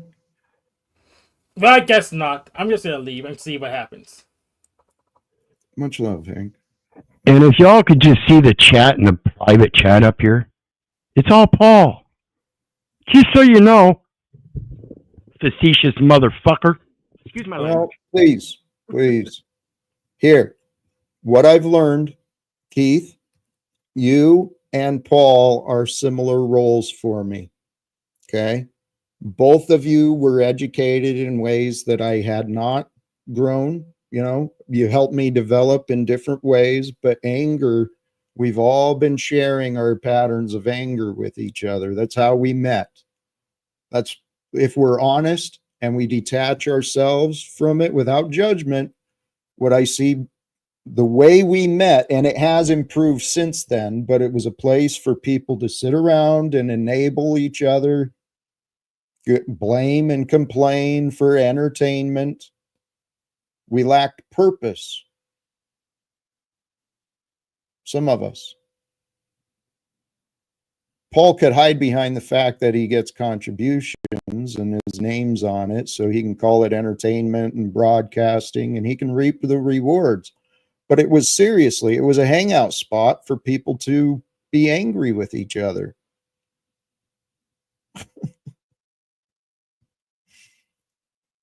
What Hank asked, was this my best attempt at trying to make resolve with Paul? I've improved. I can do nothing on my own. Paul likes to go to opinions. He likes to go to the opinions of people who aren't here. He's selectively Keith, you just lied again, Keith. It's myself and Sasquatch having it back and forth. You won't engage with me because you won't be accountable to life on life's terms. You're too busy running even right in front of me. Well, the You're a context coward and a is liar. the context is that you were running your mouth and chat about me and Jack because you don't want to say it on panel. You're a or coward can't and a say it on liar, panel, Keith, and you so better say find a it new in channel. daddy for your next 5,000 when you're going to die again, because What you if don't that's work or how- have any Paul? value. Here, So how Paul, am I uncomfortable? hold You don't on. work or have Paul. any value. You're too busy squandering Hey, your Paul. whole life and everything you've lived and been given, Hey, Paul. like so Where- many here. Where are you not a coward or liar? I know you got examples of your confronting other people and arguing. Where am I not a but- coward and a liar? I Well, don't know. you've Go to been the a last 6 liar. arrests and the last 6 court presentments if you can't find any other experiences. You seem to hide from love and honesty. There we go. Back to the weaponized love. That's your go-to. No, Gaslighter.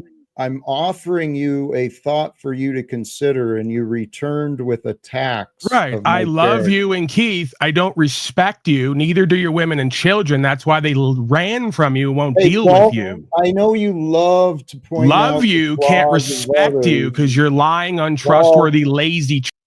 You can do anything you want. Do you have an opinion on any of this, Sasquatch? Honestly, the amount of vitriol that's just laying around in bowls to be tossed around absolutely astounds me. I don't understand why people have to take things so terribly personal when it's just a handful of words that other people have said. And you can go, that's not true, and move on with your life, or you can focus on it and make content.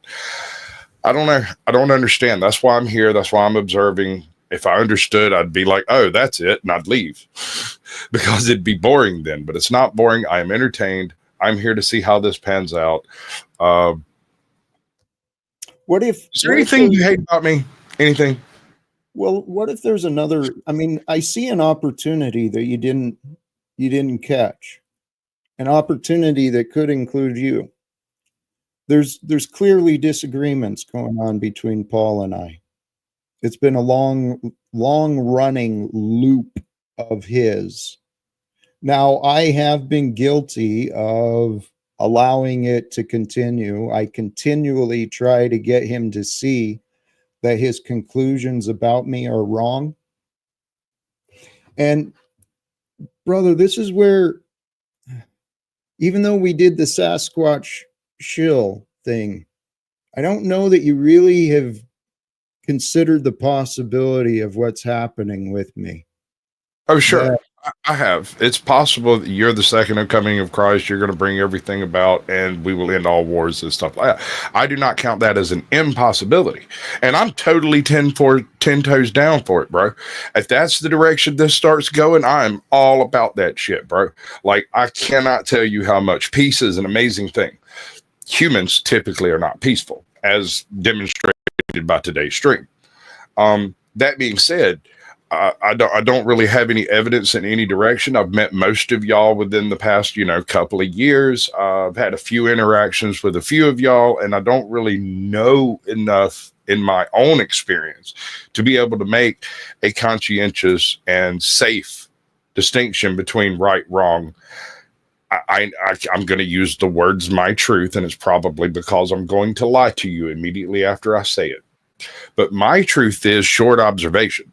I have not seen enough to convince me one thing or another thing, right? I'm more of a do what the nice officer tells you to type, right? I'm more of a pay my taxes on time and not get audited type. I don't know. That's just me, bro. Maybe you can change that. I hope to. I hope to expand your ideas of what might be possible. Because how do we know when we've learned enough? How do we know There's no such when? thing. Hands enough? down, no such thing. You cannot ever learn enough to be satisfied with your own distinctions because, Right. at least in So my then- experience, as soon as I learned more, I found out about more stuff that I didn't know. Yes, me to as learn well. more. And so this is where the amount I've learned has truly blown my mind. And I look forward to the day when my son returns, 22-year-old young father. Man, I've learned so much since he was with me. I can offer so much, but the more I've learned about the world and what I've thought I knew, the more humble I've become. And allowing ourselves to be humble, to admit, maybe this sounds the same as something I've heard before, but maybe it's different. Allowing us to continue learning is such an important thing. Paul left. What I've been attempting to do with that young man, since he won't have conversations with me like a man privately, I've been trying to publicly get him to see his own behavior. There's been a lot of people enabling each other. He's left, though. Welcome to you, brothers. I appreciate So, the Isaac. patience. That's good. Thanks, Jack. I appreciate that. What's happening, Jackson? Well, Scott, it's still the same story. What's Jack gonna do, man? He's still got the same purpose as the men and women of Veterans for Peace. I share a similar purpose to many of the pastors and church leaders of the day. I carry the message of many environmentalists, many groups for social justice. I carry those ideas with me every day. Oh. And I think a better world is waiting for us. Welcome. We lost Matt Gates today. I'm depressed. I don't know what that is. Just pop one of those pills, Scotch. Pull on your very long, luxurious hair and move on with your life. You'll be all right. Thanks for noticing my hair, big guy. I really appreciate that. So, no, I really don't care about politics. As El Perro will probably tell you as quickly as anybody, it's all bullshit and fucking theater anyways. Well, But, Scott, sorry to interrupt, but you're bringing up, yes, it is something that we are aware of. So what if there's opportunities for us to jump into that show, to bring a different perspective, a voice, right? There is, but it's this is the opportunity, and you just have to do a better show than them, because the narrative is what sells. It's always what sells. They're creating fucking better and better narratives to top each other's bullshit narratives. And I'm not worried about what they're doing. I'm wondering about what I can do and what I see as possible. I'm on here doing what you're saying. I'm trying different ideas. I'm doing the vertical streaming today, hoping to catch and maybe increase the number of viewers. I'm hoping to become a greater influence in this world. Now, why I've been attracting a bunch of people who want to diminish me or oppose me really makes me wonder. That's because people are out there like the gal down in chat there talking about how you're supposedly projecting that you're the world's savior. I don't think Jack has ever projected that he's the world's savior. I think that was a projection from other people that were listening to him, thought he was speaking bullshit, and made that projection. Well, it doesn't matter what I think. It doesn't matter what anyone thinks. What matters is, what do the facts show? I do not think I am a savior in any sort, but what my prayer is, I've said this before, I want to follow the way of Jesus. As I understand, the way he lived his life was to glorify the Father in heaven. Well, if I could live a life that glorifies the choices and the sacrifice of Jesus, well, wouldn't that mean trying to become a leader of today? I've received the experience. I've invested in my studies, my attention. I understand far more than some of these ignorant asshats like Paulie Boy want to proclaim, right? So despite what the record has shown of my life, what I see the record as since 2018 when my life transformed. I started my individual pursuit for God, and it's a beautiful story. But since 2018, I have been living where I used to live. Same body, same car, same house.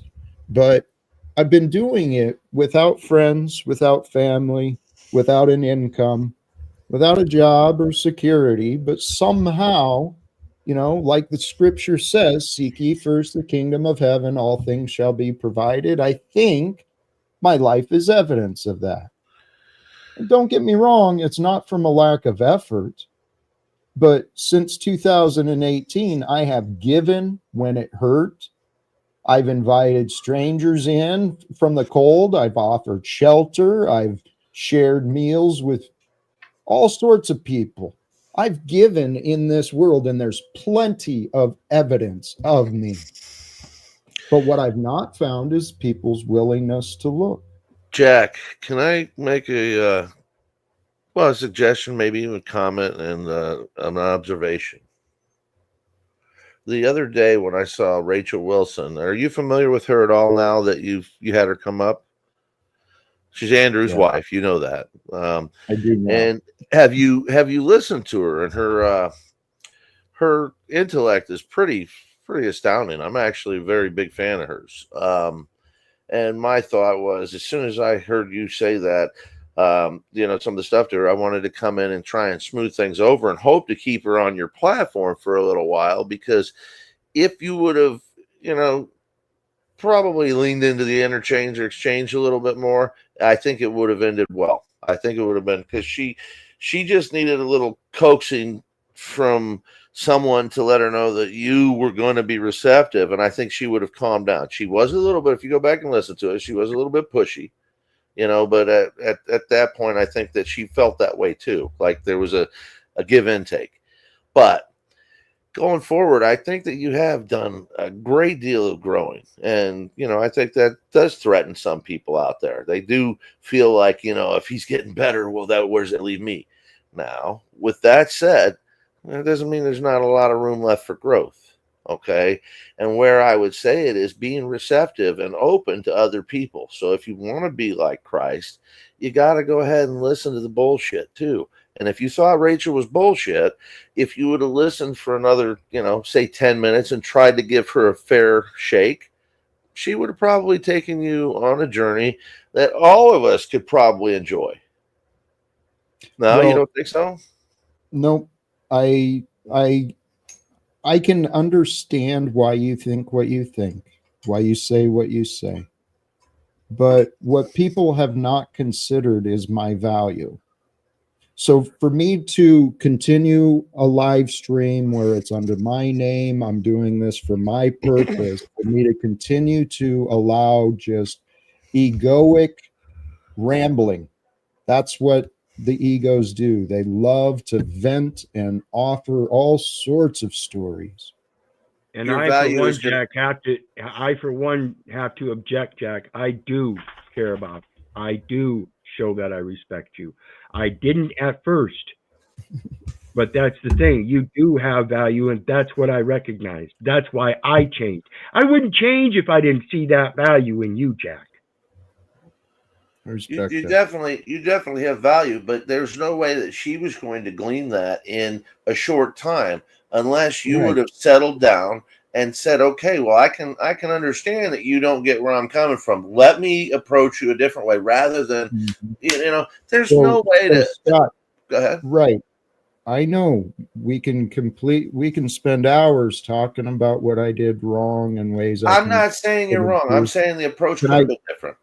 Absolutely. No denying. I agreed with everything you said.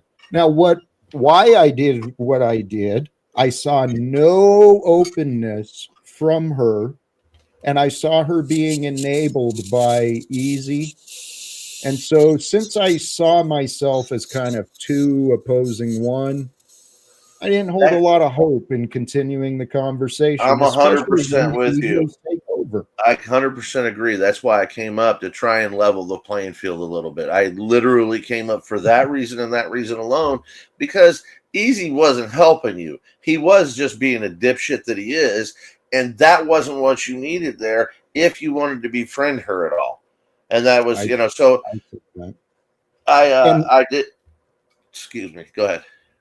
well, a lesson I was reminded of: we don't get a second chance to make a first impression, So I was not happy with myself. I was very frustrated with the way things went, and I think by the time you arrived, even with your good intentions, I was done. But Fair enough. I mean, and it's understandable because you were frustrated. But hindsight being 2020, just remember the next time, if somebody's not agreeing with you and they're new to your fold, it's not that they can't agree with you. It's just that they haven't seen a pathway to do so. I understand that, and here's the other side of my experience, though. I have spent so much time listening to people who are offering nothing helpful. And they're not even willing to think different than what they think. They just want to be heard. And especially online, that's what people do. They want to be heard. But when my purpose is, as I said, to try and find a way, despite the fact I don't have the numbers, I don't have the accreditation, despite all the conditions against my success, I hope to be a part of carrying the message of Veterans for Peace, maybe achieving the goal, because I actually think the world is ready for reforms and change. Not in the world I've experienced. I mean, I've met a lot of people convinced they already know better than me and that I need to listen to them. But I'm the one who's saying, hey, let's follow the way of Christ and expose the corruption, become a part of the solution of today. I didn't think it would be such a tough sell. I really didn't. And that's probably where my frustration has come from. And plus, I know there's plenty of people who will confirm my words. I am a lovable guy. I can be very fun to be around. Why people don't want to allow me to be lovable guy or fun to be around? I mean, look at Paulie Boy. He comes in with his bitterness, got to prove himself right. Got to make sure everyone knows Jack deserves the way everyone treated him. That's why Paulie does it. Jack, Paul's going to come to you when he wants something from you, and when he can't get it, he's going to turn on you. I saw that's the ways of the ego. It's the selfish conditioning of our world. As soon as he can't get what he wants, then something's wrong with you, and you should be admonished. Well, I've seen Paul's level of compassion. He cares deeply, especially about the helpless, right? Kids and those who he approved of. He cares deeply. But this is the world we live in. We're all in this life together. My life, the old Jack that people enjoyed having around, my life changed. And I said on the live stream yesterday, when I go live, this actually is my community, because for whatever reason, I have been misunderstood and avoided by people in the past. I don't know what to do, but I do know that love is the answer. I feel blessed to have learned what I've learned. And I really hope others can discover the kingdom of heaven, become the body, the universe of heaven by cleansing yourself of the impurities. And the impurities are the self-sabotage, the limiting thoughts. We live in this paradigm where But that's what you just did to yourself, Jack. You just literally said the people of your past don't want anything to do with you. And I think that that's okay. There's nothing wrong with that because you're on a different wavelength. You're on a different frequency and vibration. You need to go out and seek out new people who are on that frequency that you're on in trying to save the planet, save the whales, save the children, whatever it may be. Well, There's people that's out there how I like met you. I That's get how it. I met you. I get it, but your Well, what you're not, plan Scott, around Seattle is I think Scott, not working. what you're not getting. I love you. I really do. I'm actually wondering maybe I should start wrapping this up soon, but what you're not seeing, brother, is us. People have created separations and distances from me, and there is no us with Jack. It's only been Jack. And I'm not complaining, but I'm sincere and honest. If I'm given a chance, I tell you what, miracles happen. People can transform, people can overcome past issues. People can change. And I've learned a lot to know that miracles happen. I believe I know how miracles may happen. I have ideas of which miracles might happen, but it's all in God's time.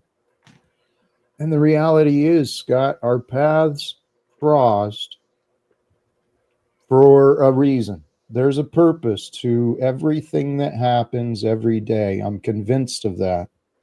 And our paths, I've been saying, and Scott, you know, entertainment. I was thinking this earlier. I already have like this story, man, this life story. It is priceless. The adventures I've been living. I mean, because seriously, I set out in 2018 with the idea that I could improve the whole postal service. Yeah, that sounds egoic. That sounds crazy. No, But not much. Not really. I mean, a little maybe. Okay, yes, it does. well, Should have got a hold of me, Jack.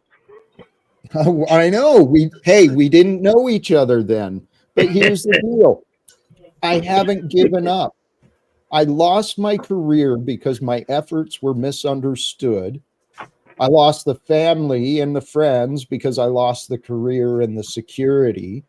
Everyone had excuses for pushing me away, but I still know that if I'm given the chance, if I can have conversations again with, I haven't kept track, I think it's still Louis DeJoy, the Postmaster General, and Mark Diamondstein, the APWU, American Postal Workers Union president.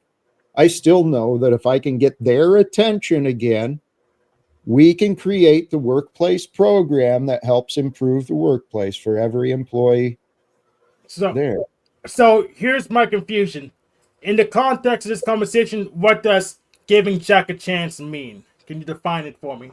No, hold on. First, I want to ask this, Hank. Is that all you're confused about? Because I don't want to hear anything after this if this is the only thing you're confused about. No, and it's not the only thing I'm confused about. We have a few different issues. Oh, damn. Here we go. Okay. Hank's taking over. Go ahead, Jack. Answer that first one, and then he's got 7 more to follow. It may sound, well, it sounds how it sounds, but what I mean by given a chance, in different people, it's different context. I mean, I'd love to get the attention. That's what a chance is to me, is the attention to show myself, to discuss a topic of my choice, and to actually explore the value I offer. For my family and friends, I'd love to find out what the hell's going on. What can I do to get back into their lives? For anyone else, I'm offering, let me prove my value as a coach. Allow yourself to spend time with me offline. Give me a chance as though I have something to offer you that you didn't know, and be willing to look at yourself honestly. Be willing to change something about yourself. Give me a chance, see if I can help. So, in the context of this conversation, has your panelists / audience given you a chance yet? To some degree, yes. To other degrees, no. Where are you coming from, Hank? What are you thinking well, what are you thinking? Where are you asking these questions? What's the interrogatory from? Well, I don't even know if I've technically given Jack a chance yet per his definition. So I don't know what Jack wants other than stuff I can't even give to him. I think if I hear what he was saying, he wants a little more interpersonal relationships, that he feels sort of alone, even though he's here with us together on the internet. And I think there's probably other people that feel like that, especially Flow State, because he's always alone. But not for nothing, I think that he just wants somebody in his. That's why I was suggesting, to find some people in Seattle that are like-minded, because we do need to connect with people on an interpersonal relationship level, where you go out and you have lunch, you have dinner, you hang out and watch TV, watch movies. If you don't have that, Jack, then, obviously you're going to be wanting for something, and that's, hopefully you'll find more of that in the future, but you're going to have to, all right, you can't take that German Shepherd on Chihuahua. Hopefully you'll find that, and it's just a matter of looking for people that are like-minded. There's plenty out there like you. You're not the only crazy one. Look, I'm here with you. You are completely wrong. That Chihuahua can take on that German Shepherd. He does. I just don't want him to get a cocky attitude. He just sent the German Shepherd down the stairs, though. He just went running. But yeah, Jack, honestly, you're not even one that has to fake it till you make it. You're pretty genuine. You're kind of authentic. Even though some people don't take to it and don't feel it, it's okay. There's people out there you'll come across.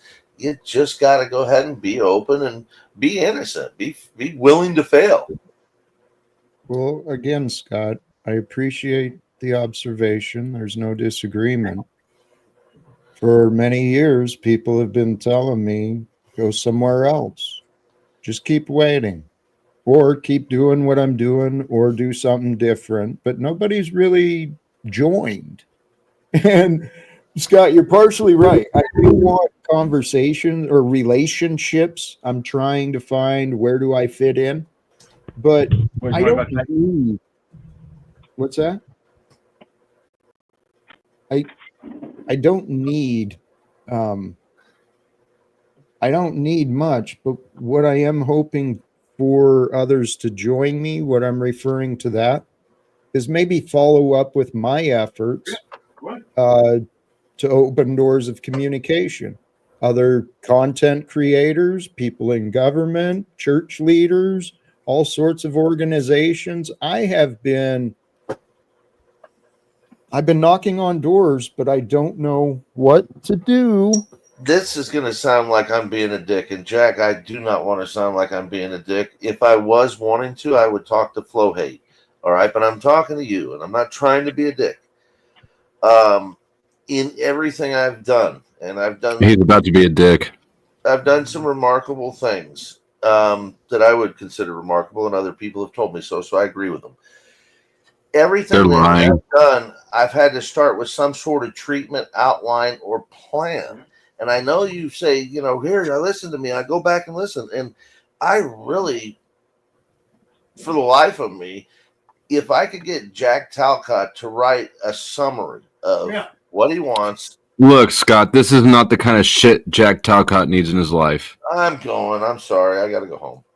I'm home. Shit. I got to just leave. I'm out of here. No, I honestly, I want to take. You were leaving. I want to take something and grow it, you were leaving. I got a dick here. Yes, well, that's Han Banana's job. The Happy Jewfish music writer successfully getting rid of you, and you're back before you left. I know, but that's just how I flow. Okay. Flow, hate, or state, or no, Sasquatch. I've answered that question, and we've discussed it. You told me to go back and watch your streams and figure it out, and that was not Scott. That's what he told me too, and I watched them, and I'm still clueless. It's my fault. Shut up, Hank. Do not tell the truth around here. Well, hey, come on! Don't enable that rumor, please, because I do. I care about what is true. And I am trying to come across, but for the life of me, well, here's what I do know. All answers, it has to be found within. We can find I can give information for you to consider. Many things that I've been pointing at is like people's own behavior. If we look at ourselves, we understand the world around us. And if we look at the world around us honestly, we understand ourselves better. I've been trying to figure out, why have I not achieved conversations with people who resonate with me? I intimidate some, I offend many. I know that what I'm saying may sound unbelievable, but my faith has been tested. I think that's what I'm actually doing with others. Your faith is being tested when we meet, and I typically, well, Jack, there's a thing by The True Gentleman by John Walter Whalen, which is a pretty good summation of how to be a strong, moral, upstanding man in today's world. And one of the lines is, um, being competent, but no, what was the now I wish I had the fucking thing right in front of me, but being Can you patient. borrow your copy of Rich Dad Poor Dad too? No, I got that book. I just want Robert Kiyosaki's a good writer, good financial guy. If you want to understand what the fuck's going on, he's not far off. I met him a couple times too. He's actually a cool dude. The Jack, basically, you want to. The thing that I'm trying to get from you is you to become more humble and starting to realize that you need to humble people when necessity. Become humble yourself when necessity compels you to humble another.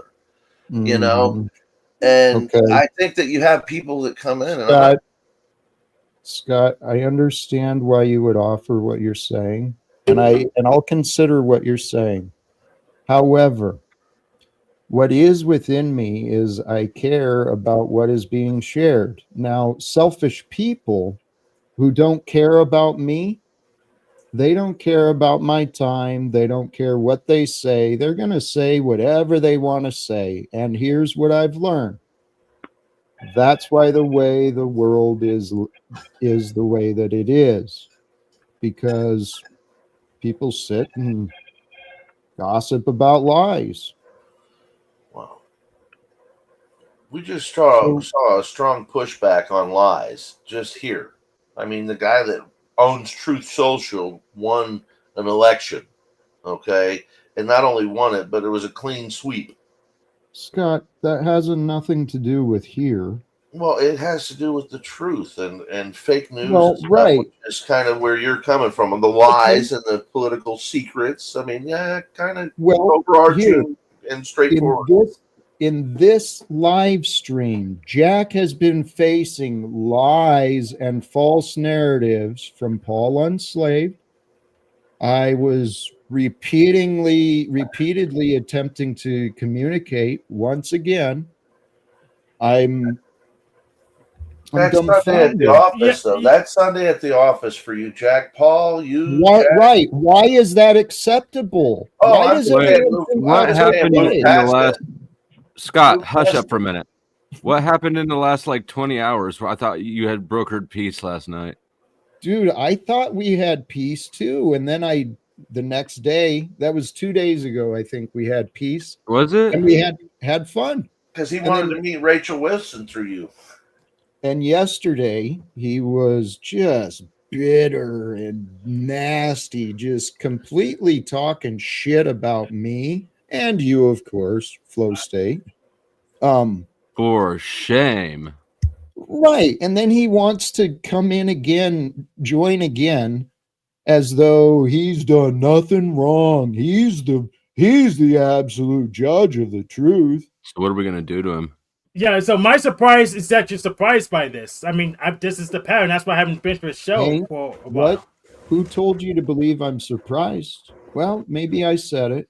I'm dumbfounded. I'm truly dumbfounded You're why it has. disheveled. You're definitely disheveled and put off by it again. And that's what surprises me, that you're not used to this and just fucking water off a duck's back here.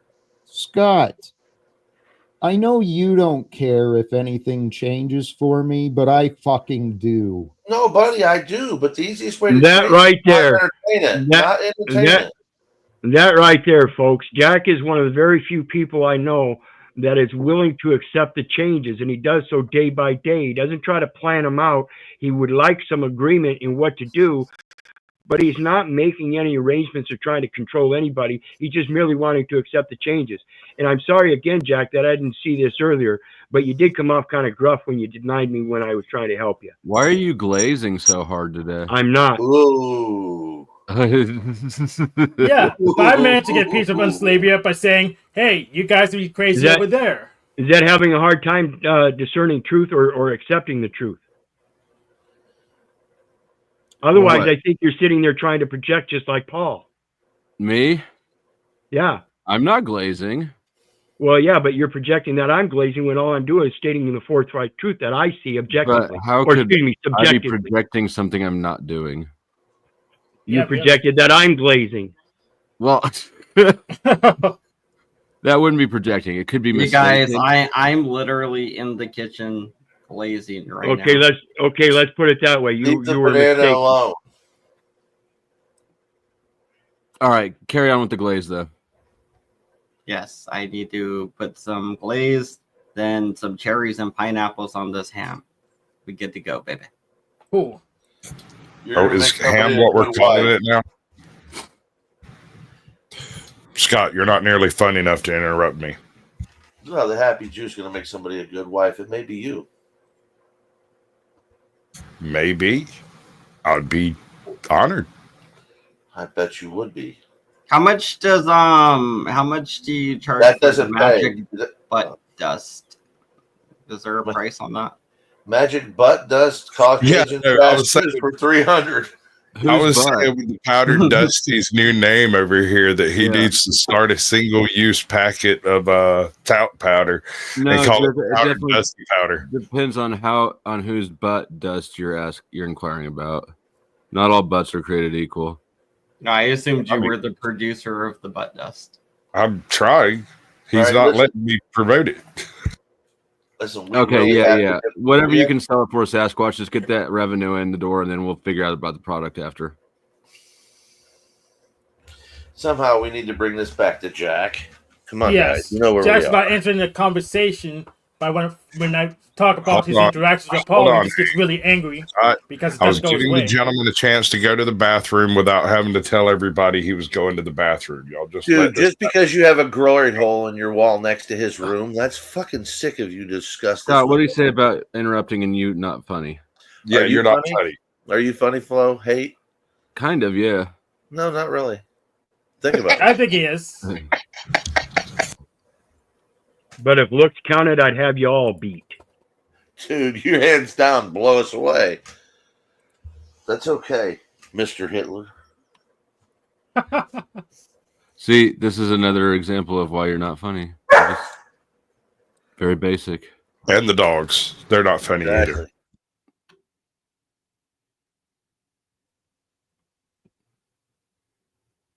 How does it feel to know you suck, Scott? Is that dog eating the other dog? Yeah, he's definitely the other dog. Arrow, be nice. He's eating the other Does dog. anyone care about what I'm doing? I do. Yes. I'm gonna get Yes. back to what you're doing, but I can't. Every time I try to say, "Is this it? This is it?" It just seems to be incomprehensible to me. So I don't know what I could do from here. What I go and answer pray do you about it, but Hey. if it's incomprehensible, I can't explain it to other people and get them on board. What if it's so simple you've just overlooked it? Then I still can't comprehend it. That's the Okay. problem. Even if Here's- it's too simple for me to comprehend, it's still not comprehensible. Do you You understand that? Okay, but do you want to know or do you want to continue with what you think? I really do want to know, but you're saying no, you really don't because you don't know it already, and that's kind of absurd. So, Well, the past is the past. It wasn't time for the answer to be accepted or realized or communicated. I don't know what the right way is, but I do know the goal. The goal to yeah, know what I'm talking about maybe is a shared experience, right? And the experience of this moment now, I am whole, I am at peace, there's no worries. The things that you thought you didn't understand, the answers come from within. When we don't understand, it's with a calm mind, without a focus or trying to understand, that it becomes.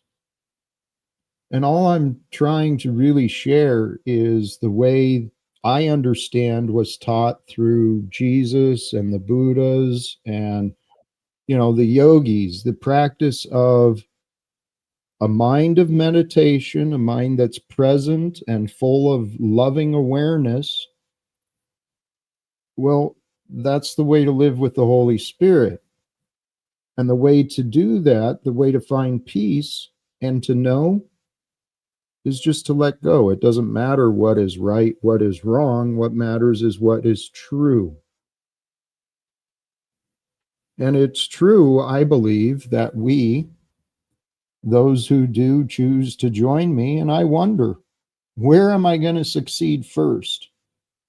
Will I succeed with a healthy, loving relationship, a partner, or will I succeed economically, in influence, or will I succeed reuniting my family? Which way am I going to succeed first? What I see is happening is we've been prepared to lead the world into new ways. I know that applies to me. And the new way of living, it's without arguments, it's without battles, it's without false pretenses or, well, the way I've learned to live is with the truth. You really And just want to subjugate everybody.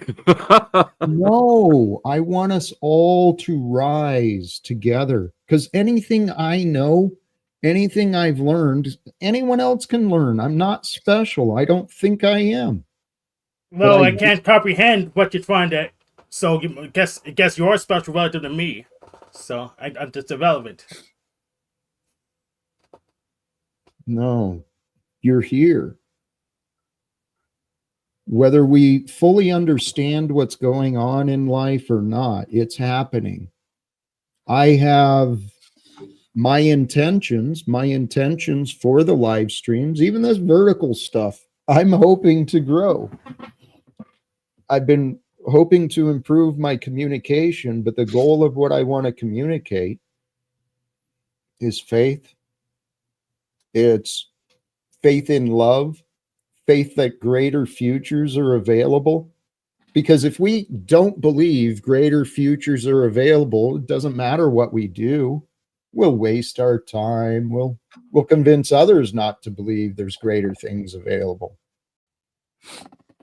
I don't like living that way anymore. Jack, I got a religious question. All right. Hell, So remember the Enoch thing, and Noah could talk when he was born. Do you think Jesus Christ, when he was born, do you think he came out and was like, "What's up, y'all? I'm Jesus"? Because he was born through the same kind of process, I assumed he'd have the same gifts, maybe. I don't know that it matters. I'm just curious. I'm just trying to find out what's true. Well, So we all gotta, like, if we all talk about it and we all say what we think, and then we decide what's true. well, sure, that's the way enabling happens. Group consensus, going to others for confirmation bias. But really, what matters is now. What mattered in the past was the past. What matters today is today. So, how Jesus came out and was as an early youth, I don't know. I don't know that it matters. I don't know that even if the story is untrue, even if it was just a story shared, all made up. I don't think it was all made up. I think there's actual scrolls and different scrolls found all over the world that actually told the same exact stories word for word. So I mean, like, I don't think it was all like, I don't know. I don't know. I've been going through a rabbit hole. I might be mixing up my conspiracies. I don't know. Hey, I was growing into it. I've said it on my live stream that I was growing into a true believer of the Bible. And then I came across that Dark Matter 2525 channel. And he identifies as an atheist, and he presents some pretty amazing, interesting perspectives. It doesn't persuade my faith in God. Okay, It sounds not like in it the does. slightest. I Oh, like it does. white files. I send atheists to that channel all the time to show them God. So yes. Yeah. Yes, he's brilliant. I don't know if he is an atheist. He definitely opposes religion. He is an atheist, but I do send atheists to that channel and say, hey, God's writing this cartoon. You can't say, I don't know what God is. He's writing this cartoon. Dude, I just discovered him. I've been binging through a bunch of his work. I'm a fan of, I've reached out too. Hopefully I'd love to find a way to connect with him, have conversations. Because God is using many of us. Even if we don't know that's what we're being used for, we're a part of the unfoldment of creation. We are aspects of life that are being realized as we go through time. And what I see is right now, what is happening in this world, it is time for men and women to rise. It's time for greater leaders to rise. It's enough. I've had enough of these corporate nonsense, all these legislators and officials. I can't. I used to play that role too. Believing the regulations and the rules were the only way to be. Well, that's not true. What matters is that we align with that which is true. And the only part of that which is true is now. Now is when we live. And now is where life is happening. And so if we can live with love right now, the past doesn't matter. The future will be what it is. But what I found sincerely, the practice of focus, and I'm going to refer people again in the link of the in the description of the video, the live stream is a link to Aaron Abke and his recent thing. This video isn't above others, but he does a great job of pointing out there's two paths to becoming the loving experience, the experience of your wholeness. It's through meditation, calming the mind, settling the mind, becoming present, and then bringing in the love of God, or whatever you want to identify as the source of love, wherever that comes from. I know love to be God. So practicing the calm mind, grateful heart, as often and as frequently as you can. That's one way. The other is truly service to others. Were you going to say something, Hank? Yes. So you're using that one self model, but I'm very strongly disagree that we're not going to get people to behave the same just because they go ahead and sell themselves. Some of them will actually become more violent after they let everything go. And I actually don't like that. Would you? Would I? I haven't tried. I don't know. I'm not quite sure. It's an interesting idea of how people will react. This is one of the life lessons I learned that, hey, again, if you're new to me, please do subscribe to the @Jack Talcott. And I hope to grow because, oh crap. Sorry, Hank, I lost where you were. See? Selfish motives distract us from the loving purpose. I'm not quite sure. If I what's it called? If I let everything go, if I get more violent or less violent. But I know that there is people that would get more violent if they let everything go. So, Hank, thank you. The lesson that I hope to share. Life can bring us a lot of unexpected situations. And I never knew how I would react when the things happened to me. Some of the things that happened, I reacted poorly. Some of the things that happened, I reacted well. But I've learned a lot of things. Life, in the end, it comes down to a mental strategy. Your mental clarity, the clarity of your mind, the focus of your mind is going to determine the openness of your heart. And what was it? The lesson I learned.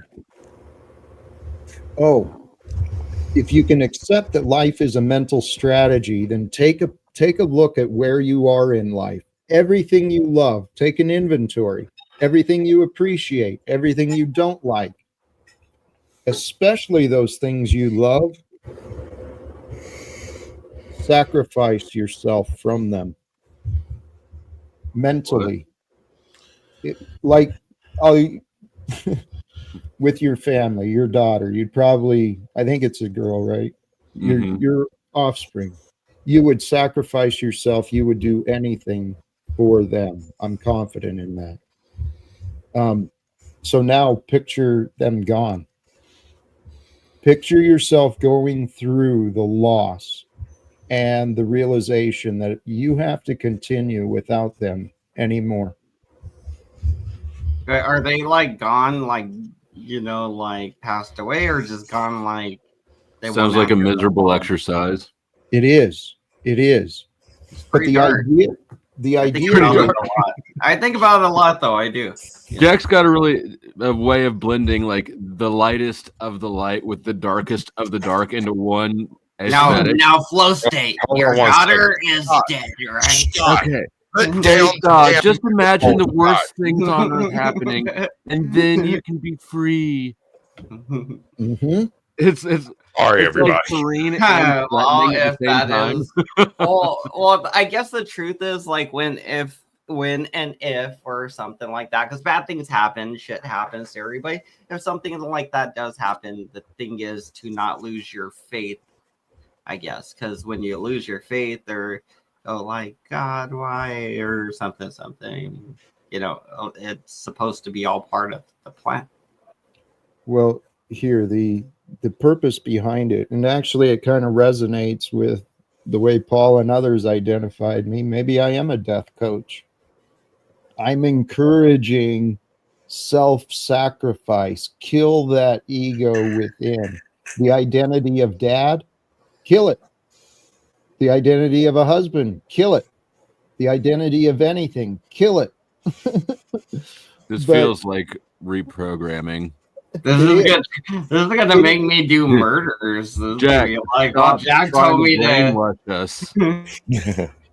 Jack told me to kill. This is not an acceptable way to get to know disagreements, to brainwash everybody. Here, he's like, God damn it. No, if you think these ideas through, though, there is a purpose, and the purpose is to detach. When we're so invested in the welfare of another, which it's good to be, we can lose track, right? We can lose sight of our gratitude, of the fact that truly there's divine forces, even in the infant stage, in the early stages, there's divine forces that keep us safe. what I've been learning, part of this, what you said too, it is kind of reprogramming. I encourage everyone to do it within. You don't even have to tell anybody you're doing it, but check in to the narrative and the stories that you tell yourself. We're not as important as we convince ourselves. Other Ooh, people are. Ooh, Jack, on that note, what if you find out, like, when you die, it would say, like, your purpose in life? What if you find out it was just to pass somebody butter? Like, you just give them a stick of butter, and that was your whole purpose in life. Like, you'll be like, remember that one Thanksgiving you gave somebody a stick of butter? That, if you didn't do that at that time, this wouldn't have happened, and then 9/11s would have happened. Like, it literally would have changed history. But what if you found out your whole purpose was to pass somebody butter? This is why you need to learn hypnosis, Jack. Or watch Rick and Morty. Well, my logical conclusion from what I've heard from others too is that at the end of life, we may have others with us, but we'll be looking at our life. We'll do a life review, and we'll be answering to ourselves and the facts. How did we do? How did we treat others? What did we do with everything we've received? I hope I can watch Tommy's life review when he does his. That would be so fun. That would be an interesting one. It'd be like, oh, there would be so many people there to see your show, Jack. I encourage everyone. Get judged. I encourage everyone to do their own immediately, because the day of judgment, right? The one that's prophesied, the day of our Lord, the return of God and truth and judgment. We're a part of this. We can be a part of it with the awakening, which is what I believe has happened with me. I'm one of many. We are that which is becoming. We are the choice of it. Okay. Well, the day when lies are no longer enabled, we can start that right now. That's what I've been trying to do for quite a while, is stop enabling lies. But here, sorry to interrupt, Scott, but it was brought up earlier in the chat. If I am a retelling of the story, it means that we are the body of Christ that is returning. And the we is any who are aligned with me and today. Hold on. Yeah. He slipped that in, didn't he? Rush past that bold ass claim too fast. Yeah, good catch, dude. You slipped that in. That was a smooth slide of a solid claim. I have plenty of ways to explain this and present these conclusions, but logically, it makes sense that it would happen. Does that mean it would be me? Not necessarily, no, but you keep trying to give away the power, but you're supposed to be in charge of this revolution, Jack. We're busy brainwashing ourselves. Somebody's got to have wits about them. Yeah, you're supposed to be in charge of this, Jack. If it's not Jack, then he'll leave us with Scott or somebody. I don't mind being second in charge. I'll control all the works. Well, consider what that might mean. If in fact, like Jesus said as he walked, that he was one with God, God was one with him, and his life and his experience was different. But if we are the living truth, right here, when Jesus walked, he brought different interpretations of what was being studied and enforced and applied throughout the culture. He brought different messages, different meanings of things that were. That's what we are. I found my life, it changed. And I knew I couldn't stay the same as I was. And I knew I wasn't the way that others were describing me. I had to find my way to find peace and love, and I did. I've said this is my testimony. I clumsily and with resistance, I found my way to the way of Jesus. Now, I've been saying that since that happened, I've been misunderstood. I've been pushed away. I've been avoided. I'm pretty sure that's what mankind has done with God. People have told all sorts of stories about God. And those who claim to be close, oh man, they tell the worst stories. I'm telling you, what we do to each other, we're doing with God. And what we do to each other, we're doing to ourselves. So what I've learned to do is I love myself by loving all of you, even those I don't know. And the way I found peace in my heart and the willingness to surrender my worry, my judgment, my criticism. Admittedly, I'm not perfect. Golly, geez, people test my patience. You test ours too, brother. I know. That's what I realize. That's our role. I don't take it as personal anymore. But we are here to strengthen each other. Sometimes that strength comes through pain. Sometimes it comes through battle. Kind of swings us back to that cruel idea of picture the ones you love, picture them gone. I learned about some of the yogis and such. They would do crazy things to themselves to put their body in pain so that they could practice the separation from their mind in the experience. Well, I wasn't really into the pain stuff, but that was my confidence to do the cold showers. Imagine that, huh, Jack? I take what others have done. I try to find the value and then I incorporate it into myself. I've allowed myself to strengthen by experiencing pain. I look forward to the celebration that's going to happen, though, when my reputation is changed. Because all it takes, I've been searching since 2018 for someone like me to join me. And who I am? I didn't need all the details to get involved. If I saw an injustice or a problem happening, I was quick to involve myself. In the past, I used to choose sides. Most of the time, I was on the right side, but not always. I've been searching for someone willing to get involved. That's it. Because I don't think I deserve to lose my career, my reputation, my family. I don't think I earned all of those things, but I'm not complaining either. Dude, the story I've got, and Scott, this is where I keep trying to get to you to understand. You've got a lifetime experience of entertainment and production. I got a story, man, and I got all sorts of doctors' opinions and all sorts of evidence no one's looked at.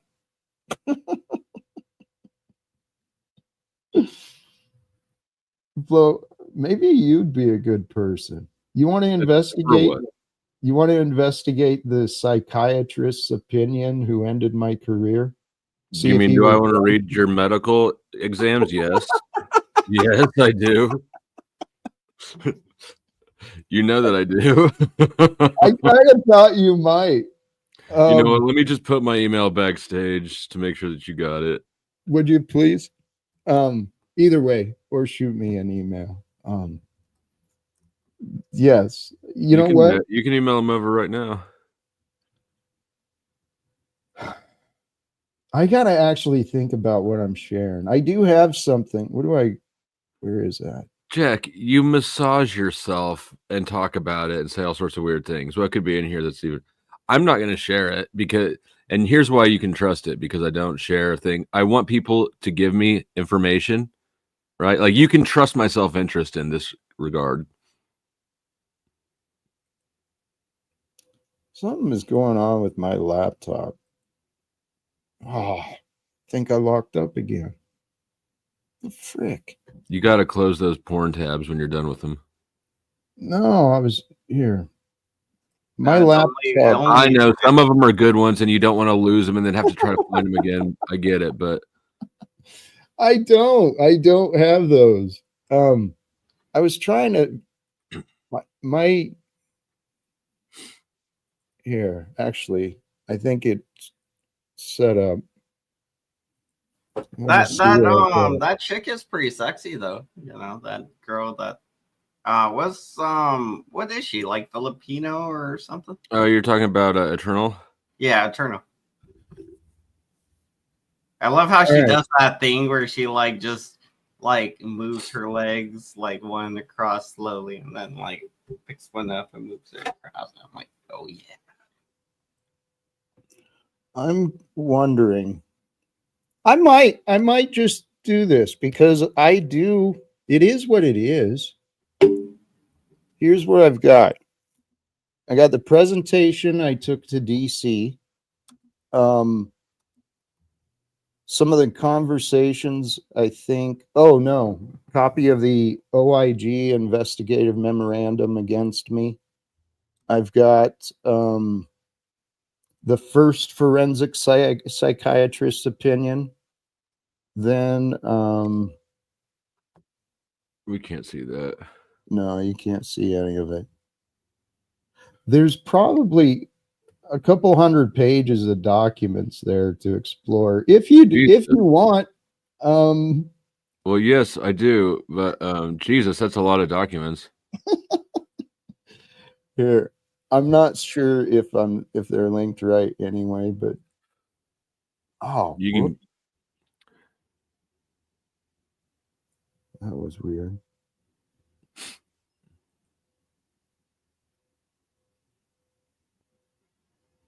How bizarre. Don't even think about it, banana hands.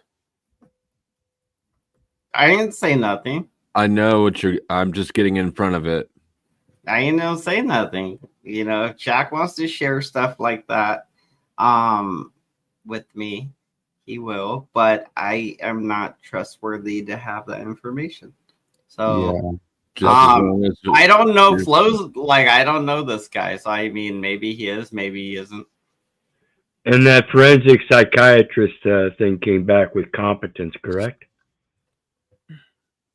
Quite to the opposite, though. Yeah, on contraire. No, they said you were competent, correct? Mine or his? No, Jack. They're saying you're both incompetent. I'm talking to Jack. His came back competent, correct? No, that's why he didn't get the job. What the hell is wrong with you? Said you weren't. Okay, I want to point something out. They said you weren't competent. Correct.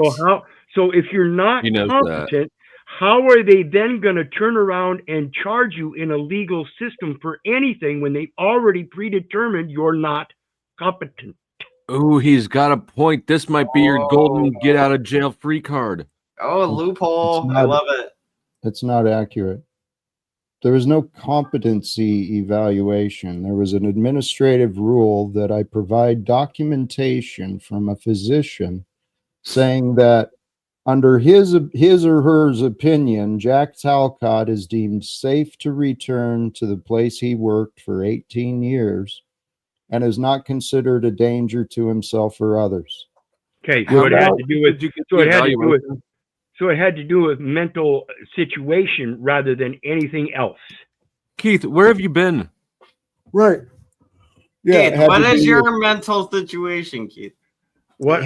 Again, if they're going to use any kind of determination that you're incompetent anywhere, saying that you're not competent, go back to work. It wasn't incompetent. Take that out. Okay? It was dangerous or not dangerous. They failed to do what they were supposed to do, and they jumped to conclusions that were not accurate. So now they're in the crawl space. Again, they went upon one determination based upon a mental evaluation that wasn't substantiated anywhere else. Well, right. Here's the crazy part. That's pretty much hearsay. Right. And here's the craziest part. My friends, people who I worked with and who cared about me, who I cared about, my brothers and sisters in the union, I was friends with some of the managers involved. They refused to have conversations with me. I would have lied for you. I'd have accepted anyone. I'd have been like, look, Jack Talcott is the safest man I know. Right. He's never asked anybody to do anything that is slightly suspicious. Well, he's never made welcoming remarks that were low-key threatening. Hey, people can believe whatever they want, but the facts are I've threatened nobody. I am no danger to anyone. I never was. Exactly what a dangerous person would say. So what do the facts say? Well, people haven't looked at the facts. They've gone to opinions. Oh, Dominic got scared. Oh, my neighbors got scared. Oh, Margot got in the heads of a bunch of fucking people. If you're dangerous, so is Margot. Huh? If you're dangerous, Margot is too. Dude, she's evidence of my life, what I have been facing. Just like Paul, and that's what I tried to communicate with Paul, is that there's similarities. Paul had the chance to change his mind today. He chose not to. Margot, eventually. Eventually she will. Well, this is what I know. Jack, just so you know, this is why they considered you dangerous. Well, no, it's what I know. The truth will not remain hidden. Not making it less dangerous. It's biblical. We are living. It is. Especially if my life has significance. If I am following the way of Jesus by being a messenger of today, Well, I'm not alone. There's many of us. Jack, the thing is, though, at the time you worked at the post office, right? And you were supposed to be doing postal duties. What do they do to people at the post office? How is this a pattern with y'all? I can explain it. I've studied it. That's where I was. It's the way the Postal Service is run. It is a symbol and symptom of America. It's both business and government. They run many of the jobs at the Postal Service. The entire custodial craft was created for returning veterans. So as a quasi-government business place, it became a place for veterans to work at. Well, you could bring a whole bunch of former combat veterans in together, and they've got an operation to take care of. You run with a lot of threat and intimidation. So the Postal Service, while it pays well, dude, the majority of places, there are stories the workers face, not just from co-workers, but from the people out on the street, some of the mail guys, the delivery guys. We live in a world of insanity. And what I realized inside the United States Postal Service, that way of running by rule and regulation, threats and intimidation, yeah, it works for a while. What works best is proper education, actually supporting the development and nurturing the growth of everything. Which also sounds threatening. Why is that threatening? Like it sounds like you want to groom the younger coworkers or something. When you say things like that, like you got to work on your communication skills. It does sound threatening. Okay, before you advise me to work on my communication skills, why don't you first look at your own perspective? Well, Jack, can you, instead of being, objecting to what he said? Scott, this is not the time for you to barge in with your nonsense. Yeah. Read the room, Scott. I want to see that. I want to see the response from Jewfish. I Sorry. want to see Scott carry those TVs again. Distraction, Scott, go. 1, 2, 3. Did you know that Scott's hair is real, but it looks fake? It's fake real? So hold on. The narrative and advice I received is that I need to choose my words more carefully, because when I said to nurture and grow, Hand Banana wanted to hear it coming from a grooming perspective. So I want you to consider that you're wrong, that you have a sickness within you and you're not as aware of what you're doing or experiencing as you think. Yeah, don't take communication advice from Hand Banana. So what do you mean when you say nurture them? How do you nurture an employee?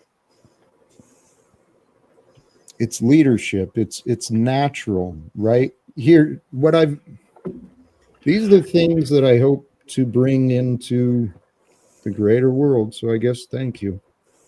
It's the way society is operated is unnatural. What is natural is nurturing, it's growth. Love is natural. Love brings nurturing and growth. True leadership. All right, now I hear it. True leadership, which I've been studying and which I want to bring into the United States government and elsewhere. True leadership is nurturing and growing. Okay, how do you nurture and grow something? With care, with attention. Mostly you support any crop you plant. You want to make sure there's nutrients and good foundation in the soil. You want to provide what it needs for it to grow. People are the exact same way. What were the employees at the post office missing? Because that would help, kind of get a sense of translating this to a real world scenario. And it's a place you and me both worked at for a few years, something, to help me understand. Yeah, it's the same problem. The way I saw the Postal Service, it's a great example of America. Very diverse culture. They've got a lot of great rules, good ideas on paper. Now, the problem is the employees are overwhelmed by the number of rules and regulations, and different managers have different importance on different things. So what the problem was in the Postal Service is no different than the problems in the world. So what rules and regulations did you have wrong with the post office, that were about, you felt they were not nurturing or caring? What rules that went against that? How would you change it? I don't feel like you're trying to understand me. Really? Because I'm asking questions. I know you fool yourself into doing the right things. You play the right games. You ask questions as though you're paying attention. Let me not. Here. Get him, Jack. I'm confused. I'll just be quiet, Jack. I'm confused. Yeah. That was not the answer I expected, but give us Scott back to get rid of Hand Banana. Scott, tag in. Flow State. Send me that email. We message each other about. Hey, actually, yeah. I trust that you won't share it. That he's lying, just like he won't take off his hat. Look at this dude trying to gaslight you. Right. I know. He's probably this, Jack. He's probably this. Hello. Yeah. You seriously need to look at your behavior. Seriously. You don't even know what you're doing. And you think it's all fun and games, that there's not a worry to be had. I can just demonize and vilify anyone I want. Dude, you are a clown, Banana. You need to watch the gaslighting and start paying attention to what you're doing. Yeah, punk.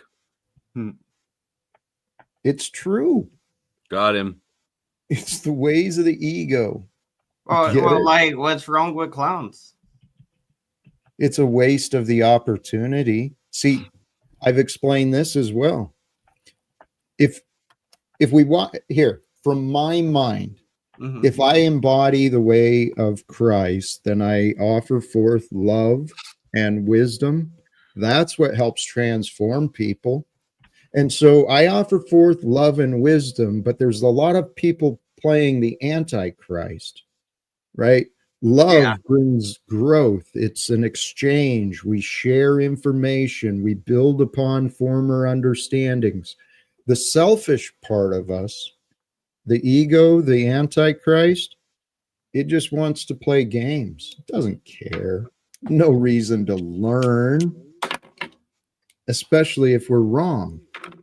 So when I was asking you questions and they were very relevant to the topic, and you decided to have a little spurg, that was me not trying to understand or not caring somehow. Does that make sense to you, Okay, Jack? you just presented the claim that your question was relevant. You just Yeah. presented the claim that I spurred.